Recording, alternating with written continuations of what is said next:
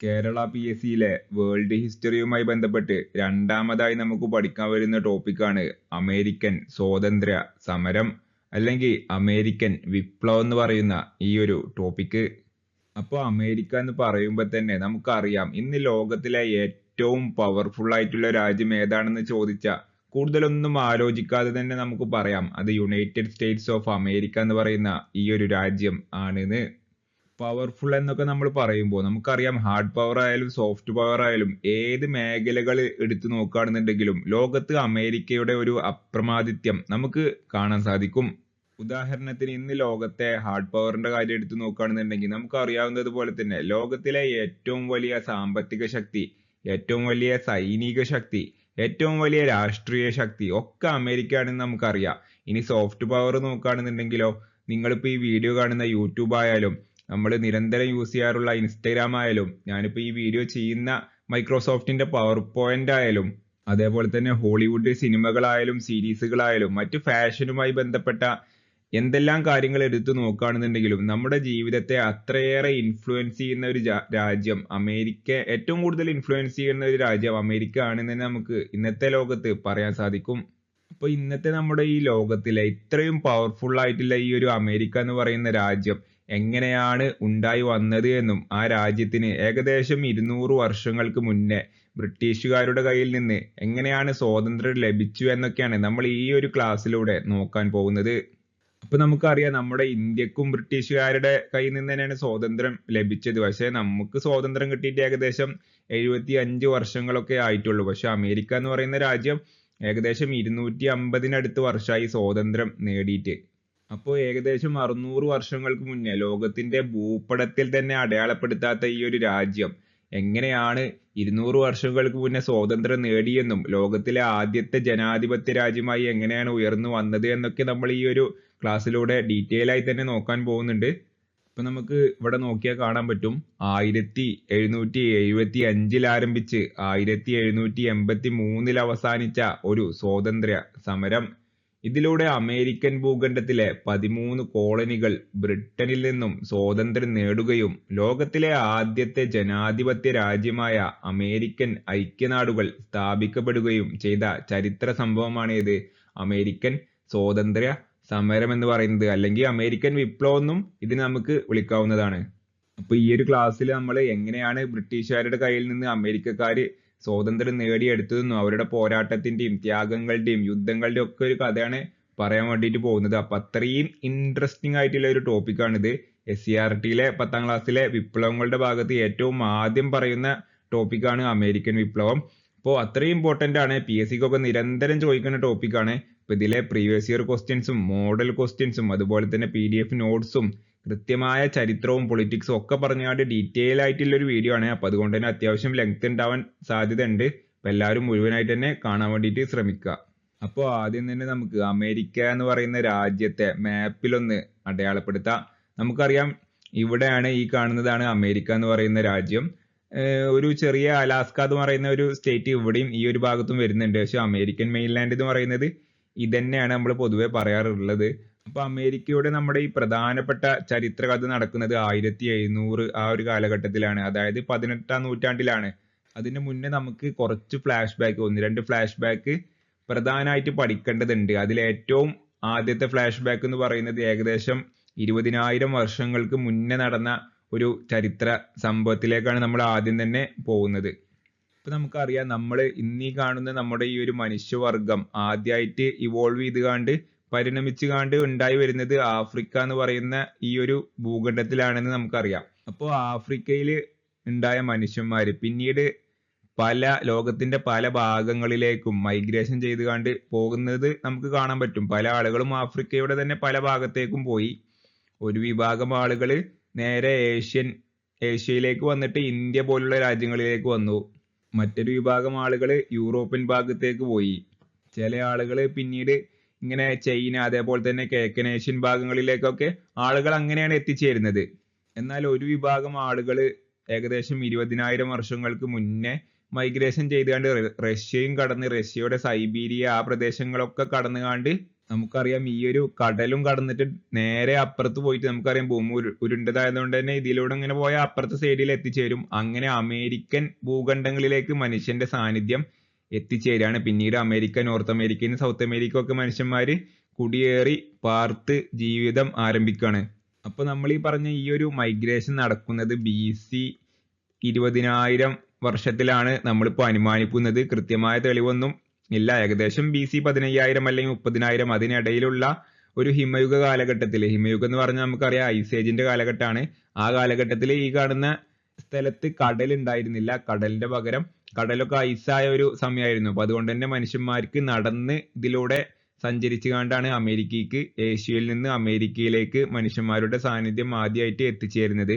പിന്നീട് വർഷങ്ങൾക്ക് ശേഷം ഇവിടെ കടൽ വെള്ളം, സമുദ്രം കയറുന്നതോടെ ഈ രണ്ട് ഭൂഖണ്ഡങ്ങളും വേർപിരിയാണ്. പിന്നീട് ഈ മനുഷ്യന്മാര് പരസ്പരം ഒരു ബന്ധമില്ലാതെയാണ് ജീവിച്ച് പോകുന്നതായി നമുക്ക് കാണാൻ പറ്റും. അപ്പൊ എന്തായാലും അമേരിക്കൻ ഭൂഖണ്ഡത്തിലേക്ക് മനുഷ്യന്റെ ആദ്യത്തെ സാന്നിധ്യം എത്തിയത് ഇത്രയും വർഷങ്ങൾക്ക് മുന്നേ ഇങ്ങനെയാണെന്ന് മനസ്സിലാക്കി വെക്കുക. അപ്പൊ നമുക്കിവിടെ കാണാം അമേരിക്കൻ വൻകരയിലെ ആദ്യ മനുഷ്യ സാന്നിധ്യം. ഏഷ്യയിൽ നിന്നും ബെറിങ് കടലിടുക്ക് വഴി അമേരിക്കയിലേക്ക് എത്തിയ ആദിമനിവാസികൾ അറിയപ്പെടുന്നത് റെഡ് ഇന്ത്യൻസ് എന്നാണ്. ഏകദേശം 20,000 വർഷങ്ങൾക്ക് മുന്നേ നമ്മൾ പറഞ്ഞു. ഇതാണ് ഒരു റെഡ് ഇന്ത്യൻസിന്റെ ഒരു ഫോട്ടോ ആയിട്ട് നമുക്ക് പറയാൻ പറ്റുന്നത്. ഈ ഒരു രീതിയിലുള്ള ഒരു വസ്ത്രധാരണവും ആ രീതിയിലൊരു പ്രാകൃതമായിട്ട് പ്രത്യേകിച്ച് വലിയ പുരോഗമനമൊന്നും ഇല്ലാതെ ഒരു ഗോത്രവർഗ പ്രകൃതിയോട് ഇണങ്ങിച്ചേരുന്ന രീതിയിലൊരു ആദിവാസികളൊക്കെ പോലെയാണ് ഇവര് ജീവിച്ചു പോന്നിരുന്നത്. അങ്ങനെ ലോകം ഒരുപാട് വർഷങ്ങൾ മുന്നോട്ട് പോയി. ഏകദേശം 1400 ആ ഒരു കാലഘട്ടം എത്തുന്ന സമയത്തെ ലോകത്തിന്റെ ഒരു മാപ്പാണിത്. അപ്പോ ഈ ഒരു മാപ്പിൽ നമുക്ക് അമേരിക്കൻ ഭൂഖണ്ഡം കാണാൻ പറ്റൂല. അപ്പൊ നമ്മൾ നേരത്തെ പറഞ്ഞു അമേരിക്കൻ ഭൂഖണ്ഡത്തിലെ റെഡ് ഇന്ത്യൻസ് ഒരു ഗോത്രവർഗ രീതിയിൽ അവിടെ ജീവിക്കുന്നുണ്ട്. പക്ഷെ ഇപ്പുറത്തെ സൈഡിൽ വരുന്ന നമ്മുടെ ഈ ഒരു കിഴക്കൻ മേഖലകളിൽ വരുന്ന ആഫ്രിക്ക, യൂറോപ്പ്, ഏഷ്യ പോലുള്ള രാജ്യങ്ങളിലെ ആളുകൾക്ക് ഇവിടെ ഒരുപാട് പുരോഗമനം വന്നു. നമുക്കറിയാം റോമൻ എംപയർ, അതേപോലെ തന്നെ ഇന്ത്യയിലും ഒരുപാട് സാമ്രാജ്യങ്ങള്, യുദ്ധങ്ങള്, അങ്ങനെ ഒരുപാട് പുരോഗതി ഈ ഒരു ഭാഗത്ത് നടക്കുന്നുണ്ട്. പക്ഷെ എന്നിരുന്നാലും അപ്പുറത്തെ സൈഡില് ലോകത്തിന്റെ മറ്റൊരു ഭാഗത്ത് അമേരിക്ക എന്ന് പറയുന്ന വലിയൊരു ഭൂഖണ്ഡം ഉണ്ട് എന്ന് അന്ന് ഈ സൈഡിലെ ആർക്കും അറിയില്ലായിരുന്നു. അപ്പൊ അങ്ങനെ 1400 കാലഘട്ടങ്ങളിലെ ലോകത്തിന്റെ ഒരു മാപ്പായിട്ട് പറയാവുന്ന ഒരു ഫോട്ടോ ആണിത്. അപ്പൊ അന്നത്തെ കാലത്ത് വളരെ പ്രധാനപ്പെട്ട ഒരു സംഭവം, അമേരിക്കയുടെയും ലോകത്തിന്റെയും ചരിത്രം മാറ്റിമറിച്ച ഒരു പ്രധാനപ്പെട്ട സംഭവം നടക്കുകയാണ്. അന്ന് നമുക്കറിയാം അന്ന് യൂറോപ്യൻ ഭാഗത്തെ ആളുകളും അതേപോലെ തന്നെ യൂറോപ്പിലുള്ള ആളുകളും ഇന്ത്യയിലുള്ള ആളുകളൊക്കെ ആയിട്ട് ഒരുപാട് കച്ചവടങ്ങൾ നടക്കുന്നുണ്ട്.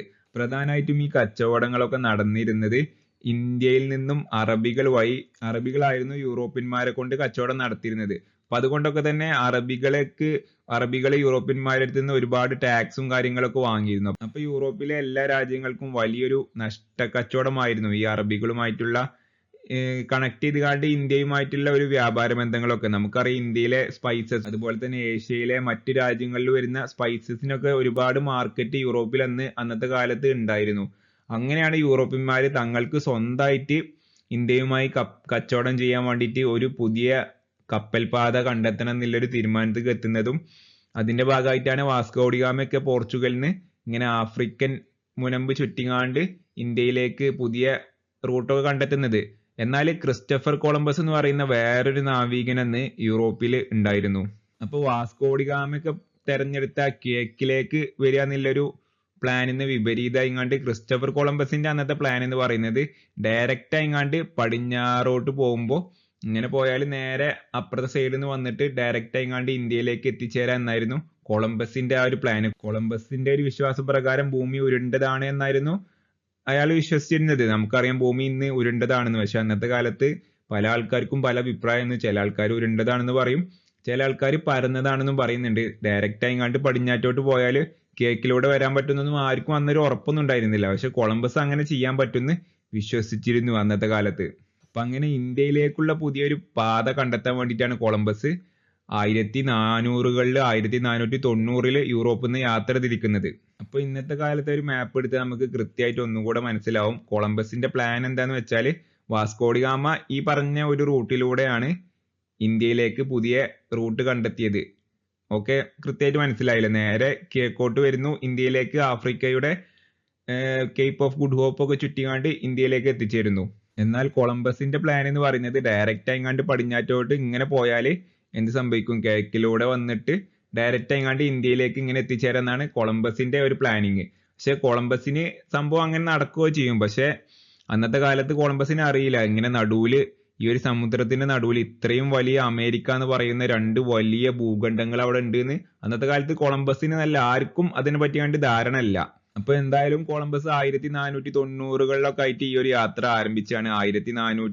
1492 കൊളംബസ് അമേരിക്കയുടെ അടുത്തുള്ള ഒരു ദ്വീപില് എത്തിച്ചേരുകയാണ്. അപ്പൊ അതുകൊണ്ടാണ് കൊളംബസ് ആണ് അമേരിക്ക കണ്ടെത്തി എന്ന് പറയുന്നത്. അപ്പൊ കൊളംബസ് അന്ന് അവിടെ എത്തിച്ചേർന്നപ്പോ അവിടുത്തെ ആളുകളെ ഇന്ത്യൻസ് എന്നാണ് വിളിക്കുന്നത്. അപ്പൊ കൊളംബസ് അന്ന് വിചാരിച്ചിരുന്നത് കൊളംബസ് ഇന്ത്യയിലേക്ക് എത്തിച്ചേർന്നതാണ്. പക്ഷെ നമുക്ക് ഈ മാപ്പ് നോക്കിയാൽ തന്നെ കാണാൻ പറ്റും കൊളംബസ് ഇവിടെ ഉള്ള എത്തിച്ചേർന്നിട്ട്, പക്ഷെ ഇന്ത്യയിലേക്ക് ഇനിയും 2 ഇരട്ടി ദൂരെങ്കിലും പോയാലുള്ളൂ ഇന്ത്യ എന്ന് പറയുന്ന രാജ്യത്ത് എത്തിച്ചേരാൻ പറ്റുക. പക്ഷെ കൊളംബസ് വിചാരിച്ചത് കൊളംബസ് ഇന്ത്യയിൽ എത്തിയെന്നാണ്. പിന്നീട് കൊളംബസിന് പോയതിനു ശേഷം വീണ്ടും ഒരുപാട് പര്യവേഷകര് ഈ ഒരു ഭാഗത്തേക്ക് വരുന്നുണ്ട്. അങ്ങനെയാണ് പിന്നീട് കൊളംബസ് കണ്ടെത്തിയത് അമേരിക്ക എന്ന് പറയുന്ന വലിയ രണ്ട് ബൃഹത്തായ വിശാലമായ രണ്ട് വലിയ ഭൂഖണ്ഡങ്ങളാണെന്ന് പിന്നീട് ആളുകൾ മനസ്സിലാക്കുന്നത്. കൊളംബസ് സത്യത്തിൽ അയാൾ മരിക്കുന്നത് വരെ അയാൾക്ക് അറിയില്ല അയാൾ അമേരിക്ക എന്ന് പറയുന്ന വലിയൊരു ഭൂഖണ്ഡമാണ് കണ്ടെത്തിയത് എന്ന് അറിയാതെയാണ് കൊളംബസ് യഥാർത്ഥത്തിൽ മരണപ്പെടുന്നത്. കൊളംബസ് മരിക്കുന്നത് വരെ വിശ്വസിച്ചിരുന്നത് അയാൾ കണ്ടെത്തിയത് ഇന്ത്യയാണ് എന്നാണ്, ഇന്ത്യയിലേക്കുള്ള പുതിയ പാതയാണ് കണ്ടെത്തിയെന്നൊക്കെയാണ് അയാളെ മരിക്കുന്നത് വരെ വിശ്വസിച്ച് പോകുന്നത്. അപ്പൊ എന്തായാലും നമ്മൾ ഇന്നാലും കൊളംബസ് തന്നെയാണ് അമേരിക്കയിൽ ആദ്യമായിട്ട് എത്തിയ യൂറോപ്യൻ എന്നൊക്കെയാണ് പൊതുവെ പറയാറ്. ഓക്കെ, അപ്പൊ നമുക്ക് ഇവിടെ കാണാം ക്രിസ്റ്റഫർ കൊളംബസ് അമേരിക്ക കണ്ടെത്തുന്നു. കൊളംബസിന്റെ ഇതാണ് കൊളംബസിന്റെ ഫോട്ടോ ഒക്കെ ഉണ്ട്. അപ്പൊ കൊളംബസ് അമേരിക്ക കണ്ടെത്തിയ വർഷം എന്നാണ് AD 1492 ഒരുപാട് പ്രാവശ്യം PSCക്ക് ചോദിച്ച ചോദ്യമാണ്. പിന്നെ കൊളംബസ് വടക്കേ അമേരിക്കയിലെ ജനങ്ങളെ വിളിച്ചത് ഇന്ത്യൻസ് എന്നാണ്, പിൽക്കാലത്ത് റെഡ് ഇന്ത്യൻസ് എന്ന് അറിയപ്പെട്ടു. അപ്പൊ എന്തുകൊണ്ടാണ് കൊളംബസ് അവിടുത്തെ ആൾക്കാരെ ഇന്ത്യൻസ് എന്ന് വിളിച്ചത് എന്നൊക്കെ നമ്മൾ പറഞ്ഞു. ഓക്കെ, പിന്നെ അമേരിക്ക എന്ന പേരിന്റെ ഉപജ്ഞാതാവായ ഇറ്റാലിയൻ പര്യവേഷകൻ അമേരിഗോ വെസ്പൂച്ചിയാണ് അമേരിക്കൻ ഭൂഖണ്ഡത്തിന് ആ ഒരു പേരിടുന്നത്. നമ്മൾ പറഞ്ഞു കൊളംബസ് മരിക്കുന്നത് വരെ ആ പാവത്തിന് അയാൾ കണ്ടെത്തിയത് ഇത്രയും വലിയ ഭൂഖണ്ഡാണെന്നൊന്നും അറിയാതെയാണ് മരണപ്പെട്ടത്. പിന്നീട് വന്ന പല പര്യവേഷകരുമാണ് അമേരിക്ക എന്ന് പറയുന്ന ഇത്രയും വലിയൊരു ഭൂഖണ്ഡാണെന്നും അതിനെ കൃത്യമായി മാപ്പ് ചെയ്യുന്നതും അതിന് പേരിടുന്നതും ഒക്കെ വേറെ ആളുകളാണ്. ഓക്കെ, അപ്പൊ ഇതിൽ വരുന്ന ഒരു പ്രീവിയസ് ഇയർ ക്വസ്റ്റ്യൻ ആണ്, അമേരിക്കക്ക് ആ പേര് നൽകിയത് ആരാണ്? ക്രിസ്റ്റഫർ കൊളംബസ് ആണോ, വാൾഡി മുള്ളർ ആണോ, അമേരിഗോ വെസ്പൂച്ചി ആണോ, മെഗല്ലൻ ആണോ? നമുക്കറിയാം അമേരിഗോ വെസ്പൂച്ചി ആണ്. വളരെ സിമ്പിൾ ആയിട്ടുള്ള ക്വസ്റ്റ്യൻ ആണ്. ഈ ടോപ്പിക്കിനെ പറ്റി ഒന്നും അറിയാത്ത ആൾക്കാർക്ക് വരെ ശരി ഉത്തരം ചെയ്യാൻ പറ്റിയ ഒരു സിമ്പിൾ ക്വസ്റ്റ്യൻ ആണ്. ഈ ടൈപ്പ് ക്വസ്റ്റ്യൻ ഒന്നും ഇപ്പോൾ പൊതുവെ ചോദിക്കാറില്ല, ഇപ്പൊ ഒന്നും കൂടി ടഫ് ആയിട്ടില്ലാണ് ചോദിക്കാറ്. ഇത് LDC 2005 ആ ഒരു കാലഘട്ടത്തിൽ ചോദിച്ച ചോദ്യമാണ്. എന്തായാലും ഇത് സിമ്പിൾ ആണ്. നമുക്കറിയാം ഇവിടെ അമേരിക്ക അമേരിഗോ രണ്ടും ഒരേപോലത്തെ പേരായതുകൊണ്ട് വളരെ സിമ്പിൾ ആണ്.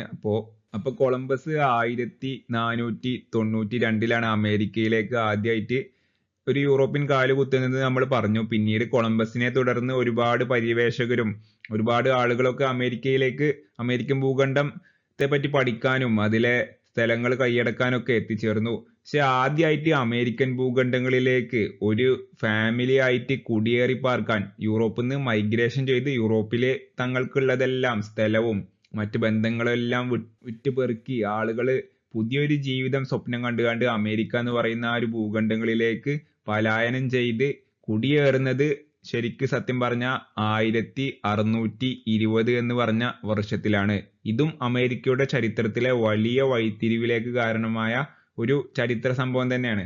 ഇപ്പൊ നമുക്കിവിടെ കാണാം ഇംഗ്ലണ്ടിലെ രാജാവിന്റെ മതപീഡനത്തെ തുടർന്ന് വടക്കേ അമേരിക്കയുടെ കിഴക്കേ തീരത്ത് കുടിയേറി പാർത്ത ഇംഗ്ലീഷുകാർ അറിയപ്പെടുന്നത് തീർത്ഥാടക പിതാക്കൾ, പിൽഗ്രിം ഫാദേഴ്സ്. 1620 തീർത്ഥാടക പിതാക്കൾ സഞ്ചരിച്ച കപ്പൽ, ആ കപ്പലിന്റെ പേരാണ് മെയ്ഫ്ലവർ.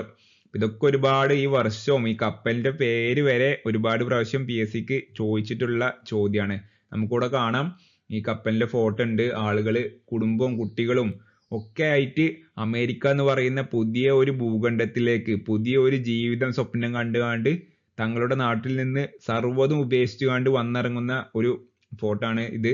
ഈ പോയിന്റിൽ രാജാവിന്റെ മതപീഡനം എന്നൊക്കെ പറയുന്നുണ്ട്. അപ്പൊ നമ്മൾ കഴിഞ്ഞ ഇംഗ്ലണ്ടിന്റെ ഭാഗത്ത് പഠിച്ചതാണ് 1600 ആ കാലഘട്ടത്തിൽ ആ ഒരു ജെയിംസ് ഒന്നാമൻ എന്ന് പറയുന്ന രാജാവിന്റെ ആ ഒരു കാലഘട്ടത്തിൽ അയാൾ തീവ്രമായിട്ടുള്ള ഒരു മതവിശ്വാസിയാണെന്നും അത് ആ ഒരു മതത്തിന്റെ കാര്യം പറഞ്ഞ് ആളുകളെ നിരന്തരം പീഡിപ്പിക്കുന്ന ഒരു പ്രവണതയൊക്കെ അന്ന് ഇംഗ്ലണ്ടിൽ ഉണ്ടായിരുന്നൊക്കെ നമ്മൾ പഠിച്ചു.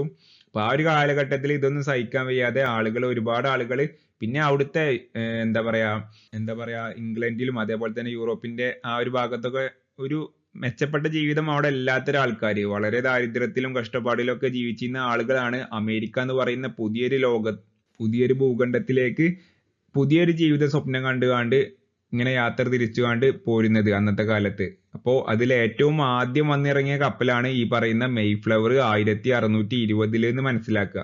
അങ്ങനെ 1620 മെയ്ഫ്ലവർ എന്ന് പറയുന്ന കപ്പലില് ആദ്യമായിട്ട് ഇംഗ്ലണ്ടിൽ നിന്ന് ആളുകൾ കുടിയേറിയ കാര്യം നമ്മൾ പറഞ്ഞു. പിന്നീട് 1700 ഒക്കെ ആയപ്പോഴേക്കും ഏകദേശം ഒരു 100 വർഷം കഴിഞ്ഞപ്പോഴേക്കും 1-2 തലമുറയൊക്കെ കഴിഞ്ഞപ്പോഴേക്കും എത്ര ആളുകൾ പിന്നെ മെയ്ഫ്ലവർ എന്ന കപ്പലിനെ പിന്തുടർന്നുകൊണ്ട് ഒരുപാട് ആളുകൾ ഇംഗ്ലണ്ട് എന്ന് പറയുന്ന രാജ്യത്ത് നിന്ന് അമേരിക്ക എന്ന് പറയുന്ന പുതിയൊരു ഭൂഖണ്ഡത്തിലേക്ക് കുടിയേറി പാർക്കുന്നുണ്ട്. അപ്പൊ അങ്ങനെ കുടിയേറി പാർത്ത ആളുകൾ അവിടെ നിലവിലുണ്ടായിരുന്ന തദ്ദേശീയരായ ആളുകളെയൊക്കെ ആട്ടി ഓടിച്ചുകൊണ്ട് പുതിയ കോളനികൾ സ്ഥാപിച്ച് സ്വന്തം സെറ്റിൽമെന്റും സ്വന്തം വീടും സ്വന്തം അതിർത്തിയും സ്വന്തം സ്ഥലമൊക്കെ കൈയടക്കുന്ന ഒരു കാഴ്ച നമുക്ക് കാണാൻ പറ്റും. അപ്പോൾ അമേരിക്കയിൽ അതിന് മുന്നേ ജീവിച്ചിരുന്ന തദ്ദേശീയരായ ഒരു ഗോത്രവർഗത്തിന്റെ പെട്ട ആൾക്കാർക്കൊന്നും അവർ പറഞ്ഞാൽ ഒരു ഫ്രീ ആയിട്ട് ജീവിക്കുന്ന ഒരു അവസ്ഥയാണ്. പ്രത്യേകിച്ച് പ്രകൃതിയൊന്നും ചൂഷണം ചെയ്യാതെ കാട്ടിലെ ഒരു ഗോത്രവർഗ സെറ്റപ്പിൽ ജീവിച്ചു, പ്രത്യേകിച്ച് അതിർത്തികളോ അല്ലെങ്കിൽ എന്താ പറയാ രാജ്യങ്ങളോ സംസ്ഥാനങ്ങളോ ഒന്നും ഇല്ലാതെ ഒരു ഫ്രീ ആയിങ്ങാണ്ട് യുദ്ധം ചെയ്ത് കാണ്ടും ഇങ്ങനെ കാടുകളിൽ ആ ഒരു ലൈഫ് ജീവിച്ചിരുന്ന ആൾക്കാരെയൊന്നും നിലവിൽ അമേരിക്കയിൽ പണ്ട് ഉണ്ടായിരുന്നത്. അപ്പോൾ അവിടേക്കാണ് ആര് വരുന്നത്? യൂറോപ്പിൽ നിന്നും അതേപോലെ തന്നെ പ്രത്യേകിച്ച് ഇംഗ്ലണ്ടിൽ നിന്നൊക്കെ ആളുകൾ ഈ മെയ്ഫ്ലവർ പോലുള്ള കപ്പലുകളിൽ പുതിയ സെറ്റിൽമെന്റ് ഉണ്ടാക്കാൻ വേണ്ടിയിട്ട് ഈ ഒരു അമേരിക്കൻ ഭൂഖണ്ഡത്തിലേക്ക് വരുന്നത്. അപ്പൊ അങ്ങനെ 1700 ആയപ്പോഴേക്കും എന്ത് സംഭവിച്ചു? ഈ മാപ്പിൽ നമുക്ക് കാണാൻ പറ്റും 13 കോളനികൾ. ഈ വടക്കേ അമേരിക്ക എന്ന് പറയുന്ന വടക്കേ അമേരിക്കയുടെ കിഴക്കേ തീരത്ത് ഈ കാണുന്ന 13 കോളനികൾ, ന്യൂഹാംസ്വയർ, ന്യൂയോർക്ക്, പെൻസിൽവാനിയ, ന്യൂജേഴ്സി, കണക്ടിക്കട്ട് എന്നൊക്കെ പറഞ്ഞ ജോർജിയ എന്നൊക്കെ പറഞ്ഞ 13 കോളനികളാണ് ബ്രിട്ടൻ അന്ന് ആ ഒരു 1700 ആയപ്പോഴേക്കും അമേരിക്കൻ ഭൂഖണ്ഡത്തിൽ ഉണ്ടാക്കി വെച്ചത്. അപ്പൊ എന്തുകൊണ്ടാണ് ഈ ഒരു യൂറോപ്പിൽ നിന്ന് അവിടുത്തെ ജനങ്ങൾ അമേരിക്കയിലേക്ക് ഒരു കുടിയേറി പാർക്കുന്നതെന്ന് ചോദിച്ചാൽ നമുക്ക് കാണാൻ കഴിയും. ഞാൻ നേരത്തെ പറഞ്ഞു, യൂറോപ്പിൽ വളരെ കഷ്ടപ്പാടും ദാരിദ്ര്യത്തിലൊക്കെ ജീവിച്ചിരുന്ന ആൾക്കാരാണ് അമേരിക്കയ്ക്ക് കുടിയേറിങ്ങാണ്ട് വരുന്നത്. അവിടെ നല്ല രീതിയിൽ ജീവിച്ച ആൾക്കാരൊന്നും അമേരിക്കയ്ക്ക് വരുന്നില്ല.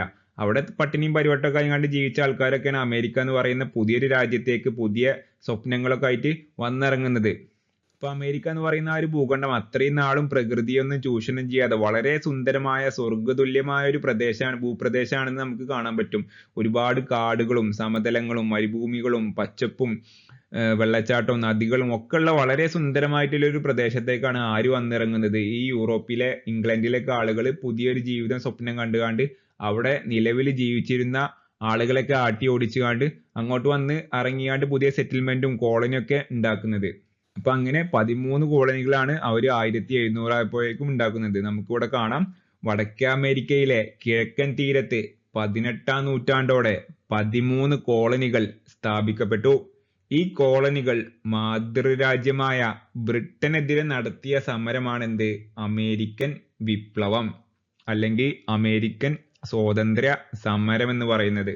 അപ്പൊ ഈ പറഞ്ഞ പോലെ തന്നെ ഒരുപാട് ആളുകൾ യൂറോപ്പിൽ നിന്ന് ആ ഒരു കാലഘട്ടം ആയപ്പോഴേക്കും ഇവിടെ വന്ന് സെറ്റിൽമെന്റ് ആരംഭിച്ചിരുന്നു. അപ്പോ ഇത് നമുക്ക് നോക്കിയാൽ കാണാൻ പറ്റും, പണ്ട് യൂറോപ്യന്മാര് അല്ലെങ്കിൽ ബ്രിട്ടീഷുകാർ ഇന്ത്യയെ കോളനിയാക്കി വെച്ച മാതിരത്തെ ഒരു കോളനി സെറ്റപ്പ് അല്ല എന്ന് നമുക്ക് പെട്ടെന്ന് കാണുമ്പോൾ തോന്നും. കാരണം ഇന്ത്യ എന്ന് പറയുന്നത് വേറൊരു വർഗത്തിൽപ്പെട്ട വേറൊരു ഭാഷ സംസാരിക്കുന്ന വേറൊരു സംസ്കാരം ഉള്ള ഒരു ടൈപ്പ് ആളുകളാന്ന് നമുക്കറിയാം. യൂറോപ്പ് അല്ലെങ്കിൽ ഇംഗ്ലണ്ടുമായി ബന്ധപ്പെട്ട ആൾക്കാരല്ല. പക്ഷെ ഈ ഒരു അമേരിക്കയിൽ നമുക്ക് കാണാൻ കഴിയും ഇംഗ്ലണ്ടിലത്തെ അതേ വർഗത്തിൽപ്പെട്ട അതേ ഭാഷ സംസാരിക്കുന്ന അതേ സംസ്കാരം ഫോളോ ചെയ്യുന്ന ആൾക്കാർ തന്നെയാണ് എവിടെ ഉള്ളത്? അമേരിക്ക എന്ന് പറയുന്ന രാജ്യത്തേക്ക് കുടിയേറി വന്നത്. പക്ഷെ ഇംഗ്ലണ്ടിലത്തെ ഭരണകൂടം അല്ലെങ്കിൽ ബ്രിട്ടീഷ് ഭരണകൂടം ഇവരൊക്കെ ഇന്ത്യക്കാരെ കണ്ടിരുന്ന പോലെ കോളനി രാജ്യത്തിലെ 2ാം കിട പൗരന്മാരായിട്ട് തന്നെയാണ് ഇവരൊക്കെ ട്രീറ്റ് ചെയ്ത് വന്നിരുന്നത്. സ്വന്തം പൗരന്മാര് അല്ലെങ്കിൽ ഈക്വൽ ആയിട്ടല്ല കണ്ടിരുന്നത്. ഒരു 2ാം കിട ഇംഗ്ലണ്ടിന്റെ ഒരു കോളനി ആയിട്ട് തന്നെയാണ് ഈ 13 പ്രദേശങ്ങളെയും ഇംഗ്ലണ്ട് അന്നത്തെ കാലത്ത് കണ്ടിരുന്നത് എന്ന് മനസ്സിലാക്കുക. ഒരേ വിഭാഗത്തിൽപ്പെട്ട ആൾക്കാരാണെന്നുണ്ടെങ്കിലും അമേരിക്കയിൽ ഉണ്ടായിരുന്ന ഇംഗ്ലീഷുകാരൊക്കെ എന്താണ് ഇംഗ്ലണ്ട് ഏത് രീതിയിലാണ് കണ്ടിരുന്നത്? ഒരു കോളനി രാജ്യത്തിലെ പൗരന്മാരെന്നുള്ള രീതിയിലാണ് കണ്ടിരുന്നത് എന്ന് മനസ്സിലാക്കുക. അപ്പൊ അതുകൊണ്ട് തന്നെ മെർക്കന്റിലിസം എന്നൊരു നയത്തെ അടിസ്ഥാനപ്പെടുത്തിയായിരുന്നു ഈ ഒരു അമേരിക്കയിലെ ഇംഗ്ലണ്ടിൽ നിന്ന് വന്ന ജനങ്ങളോടൊക്കെ ബ്രിട്ടീഷുകാർ പെരുമാറിയിരുന്നത്. നമുക്കിവിടെ കാണാം എന്താണ് മെർക്കന്റിലിസം എന്ന് പറഞ്ഞാൽ. അന്നത്തെ കാലത്ത് നമുക്കറിയാം ബ്രിട്ടന് ഇതേപോലെ തന്നെ ലോകത്തിന്റെ പല ഭാഗങ്ങളിലും കോളനി ഉണ്ട്. ഇന്ത്യ ഒരു കോളനിയാണ്. അതേപോലെ തന്നെ വേറെ ഒരുപാട് കോളനി ഉണ്ട്. അപ്പൊ ഈ കോളനികളിലൊക്കെ ബ്രിട്ടീഷുകാര് അല്ലെങ്കിൽ ബ്രിട്ടീഷ് കമ്പനിക്കാർ നടപ്പാക്കിയ നയം ആയിരുന്നു എന്ത്? മെർക്കന്റിലിസം എന്ന് പറയുന്നത്. അപ്പൊ അമേരിക്കയിലെ ഈ 13 കോളനികളിൽ മെർക്കന്റിലിസം എങ്ങനെയാണെന്ന് നമുക്കിവിടെ നോക്കിയാൽ കാണാൻ പറ്റും. ആദ്യത്തെ പോയിന്റ് എന്ന് പറയുന്നത് കോളനികളിൽ നിന്നോ കോളനികളിലേക്ക് സാധനങ്ങൾ കൊണ്ടുപോകുന്നതോ ഇംഗ്ലീഷ് കപ്പലുകളിലോ കോളനികളിൽ നിർമ്മിച്ച കപ്പലുകളിലോ മാത്രമായിരിക്കണം. അപ്പൊ ഈ അമേരിക്കയിലെ 13 കോളനികളിലെ ആളുകൾക്കും കച്ചവടം ചെയ്യണമെന്നുണ്ടെങ്കിൽ എന്താണ് വേണ്ടത്? ഇംഗ്ലണ്ടിലെ കപ്പലുകളിൽ മാത്രമേ ഉള്ളൂ കച്ചവടം ചെയ്യാൻ പറ്റും. അല്ലാതെ വേറെ അറബികളുടെ കപ്പലുകളിലോ അല്ലെങ്കിൽ സ്പാനിഷ് കപ്പലുകളിലൊന്നും കച്ചവടം ചെയ്യാൻ പറ്റൂല. ഫുള്ള് ഇംഗ്ലണ്ടിന്റെ ഒരു നിയന്ത്രണത്തിൽ മാത്രമേ അവർക്ക് കച്ചവടം ചെയ്യാൻ പറ്റൂ എന്നാണ് ആദ്യത്തെ നിയമം പറയുന്നത്. രണ്ടാമത്തെ നിയമം നോക്കി നമുക്ക് കാണാൻ പറ്റും കോളനിയിലെ നിയമപ്രമാണങ്ങൾ, ലഘുരേഖകൾ തുടങ്ങിയവയിലെല്ലാം ഇംഗ്ലണ്ടിന്റെ സ്റ്റാമ്പ് പതിക്കണം. സ്റ്റാമ്പ് എന്ന് പറഞ്ഞാൽ നമുക്ക് തോന്നും വളരെ സിമ്പിൾ ആയിട്ടുള്ള നിയമമാണെന്നൊക്കെ തോന്നും. പക്ഷെ ആ ഒരു സ്റ്റാമ്പിന് തന്നെ അത്രയും പണം കൊടുത്തിട്ടുള്ള ഒരു സ്റ്റാമ്പ് വാങ്ങാൻ കിട്ടുക. അത്രയും വാല്യുബിൾ ആയിരുന്നു അന്നത്തെ ഒരു സ്റ്റാമ്പ് ഒക്കെ. അപ്പൊ അതുകൊണ്ട് തന്നെ ഒരുപാട് വലിയ രീതിയിലുള്ള ഒരു ചൂഷണം തന്നെയാണ് ഈ ഒരു സ്റ്റാമ്പ് നിയമം എന്നൊക്കെ പറയുന്നത്. പിന്നെ അടുത്ത പോയിന്റ് കോളനികളിൽ നിലനിർത്തിയിട്ടുള്ള ഇംഗ്ലീഷ് സൈന്യത്തിന് താമസ സ്ഥലവും അത്യാവശ്യ സൗകര്യങ്ങളും കോളനിക്കാർ നൽകണം. അപ്പോൾ അന്നത്തെ ഈ അമേരിക്കന്റെ ഈ 13 കോളനികളിലും ബ്രിട്ടീഷ് സൈന്യം ഒരുപാട് ഉണ്ടായിരുന്നു. ആ ഒരു ബ്രിട്ടീഷ് സൈന്യത്തിനൊക്കെ ചെല്ലും ചെലവും ആര് കൊടുക്കണം? കോളനികളിലെ ആളുകൾ കൊടുക്കണം. അവർക്ക് ബ്രിട്ടീഷ് സൈന്യത്തിന് ഏത് വീട്ടിലും എപ്പോ ആണെങ്കിലും കയറി ചെല്ലാം, ഏത് വീട്ടിൽ നിന്ന് വേണമെങ്കിലും ഭക്ഷണം കഴിക്കാം, എന്തും ചെയ്യാന്നുള്ളൊരു സ്ഥിതിവിശേഷം അന്ന് ഒരു അമേരിക്കൻ കോളനികളിൽ ഉണ്ടായിരുന്നത്. അടുത്ത പോയിന്റ് കോളനിയിൽ ഉൽപ്പാദിപ്പിച്ചിരുന്ന കമ്പിളി, പരുത്തി, പുകയില തുടങ്ങിയവ ഇംഗ്ലണ്ടിലേക്ക് മാത്രമേ കയറ്റി അയക്കാനാവൂ. അപ്പൊ അന്നത്തെ ഈ അമേരിക്കൻ കോളനികളിൽ ഒരുപാട് ഈ പറഞ്ഞ കമ്പിളി, പരുത്തി അങ്ങനത്തെ പല വിഭവങ്ങളും സ്വന്തമായിട്ട് ഇവർ ഉൽപ്പാദിച്ചിരുന്നു. പക്ഷെ ഈ ഉൽപ്പാദിപ്പിച്ച കാര്യങ്ങളൊന്നും വേറെ ഒരാളുകളെ കൊണ്ടൊന്നും ഇവർക്ക് കച്ചവടം ചെയ്യാൻ പറ്റൂല. ഇംഗ്ലണ്ടിനെ കൊണ്ട് മാത്രമേ കച്ചവടം ചെയ്യാൻ പറ്റൂ എന്നുള്ളൊരു റൂളും ഈ ഒരു മെർക്കന്റിലിസത്തിന്റെ ഭാഗമായിട്ട് ഉണ്ടായിരുന്നു. അവസാനത്തെ പ്രധാനപ്പെട്ട പോയിന്റ് നോക്കി നമുക്ക് കാണാൻ പറ്റും കോളനികളിലേക്ക് ഇറക്കുമതി ചെയ്യുന്ന തേയില, ഗ്ലാസ്, കടലാസ് എന്നിവ ഇറക്കുമതി ചുങ്കം നൽകണം. അപ്പൊ ഈ പറഞ്ഞ പോലെ തന്നെ ഇറക്കുമതി ആയാലും കയറ്റുമതി ആയാലും ബാക്കി എന്ത് കാര്യങ്ങളായാലും പൂർണ്ണമായിട്ടും ഈ കോളനികളിലെ ആളുകളെ പരമാവധി എത്രത്തോളം ചൂഷണം ചെയ്യാൻ പറ്റും ആ രീതിയിലുള്ള നിയമങ്ങളായിരുന്നു ഈ മെർക്കന്റിലിസം എന്ന് പറഞ്ഞ ഇതിന്റെ ഭാഗമായിട്ട് ജനങ്ങളുടെ മേൽ അന്ന് ബ്രിട്ടീഷ് ഗവൺമെന്റ് അടിച്ചേൽപ്പിച്ചിരുന്നത്. അപ്പൊ അന്നത്തെ കാലത്ത് അമേരിക്കൻ കോളനികളിൽ ഉണ്ടായിരുന്ന പ്രധാനപ്പെട്ട നികുതികളാണ് കോളനികളിൽ ചുമത്തിയ പ്രധാന നികുതികൾ. അതിൽ ആദ്യത്തേത് 1763 നാവിഗേഷൻ നിയമമാണ്. നമ്മൾ നേരത്തെ പറഞ്ഞു ഇറക്കുമതി, കയറ്റുമതി അങ്ങനത്തെ കാര്യങ്ങളൊക്കെ ഇതിലായിരുന്നു വന്നിരുന്നത്. പിന്നീട് 1764 പഞ്ചസാര നിയമം, അതും ഈ പഞ്ചസാരയുമായി ബന്ധപ്പെട്ട് കൊടുക്കേണ്ട നികുതികളും കാര്യങ്ങളൊക്കെയാണ്. പിന്നീട് 1764 കറൻസി ആക്ട് ആണ്. അതും കറൻസിയുമായി ബന്ധപ്പെട്ട് കണ്ടില്ല ഡീറ്റെയിൽസ് പോണില്ല, ഒന്നിനും പ്രത്യേകിച്ച് ഡീറ്റെയിൽ എങ്ങാണ്ട് പഠിക്കേണ്ട ആവശ്യമില്ല, ജസ്റ്റ് ഇത് പേര് മാത്രം ഓർത്തു വെച്ചാൽ മതി. പിന്നീട് 1765 സ്റ്റാമ്പ് നിയമമാണ്. അപ്പൊ ഇതെന്ന് പറഞ്ഞാൽ നമുക്ക് ഈ ഫോട്ടോയിൽ കാണാം അന്നത്തെ അമേരിക്കയിൽ നിയമപരമായി എന്തെങ്കിലും കൈമാറ്റോ അല്ലെങ്കിൽ കച്ചവടമൊക്കെ ചെയ്യണമെന്നുണ്ടെങ്കിൽ അതിൽ ആ ഒരു രേഖയിൽ ഇംഗ്ലണ്ടിന്റെ ഒരു സ്റ്റാമ്പ് പതിപ്പിക്കണം. അപ്പൊ ആ ഒരു സ്റ്റാമ്പ് എന്ന് പറഞ്ഞാൽ അത്രയും കോസ്റ്റ്ലി ആയിരുന്നു. അപ്പൊ അതുകൊണ്ടാണ് ജനങ്ങൾക്ക് അത്രയും പ്രശ്നം അതിലുണ്ടായിരുന്നത്. ഓക്കെ. പിന്നെ 1767 ടൗൺഷെന്റ് നിയമം, പിന്നെ ഏറ്റവും അവസാനം 1873 ടീ നിയമം. ഈ എല്ലാ നിയമങ്ങളും എടുത്ത് നോക്കിയാൽ ഒന്നിന് മാത്രം നമുക്കൊരു പ്രത്യേകത കാണാൻ പറ്റും. ഏറ്റവും അവസാനത്തെ നിയമത്തിന് ആണത്. നമുക്ക് ബാക്കിയുള്ളതൊക്കെ 1700കളിൽ ഉണ്ടാക്കിയതാണ്. അവസാനത്തെ മാത്രം ഏകദേശം 100 വർഷങ്ങൾക്ക് ശേഷം 1873 ഉണ്ടാക്കിയിരുന്നത്. അപ്പൊ അത് എന്തുകൊണ്ടാണെന്ന് നമ്മൾ ഇപ്പൊ പറയും. അപ്പോൾ എല്ലാവരും അതൊന്ന് ഓർത്തു വെക്കുക.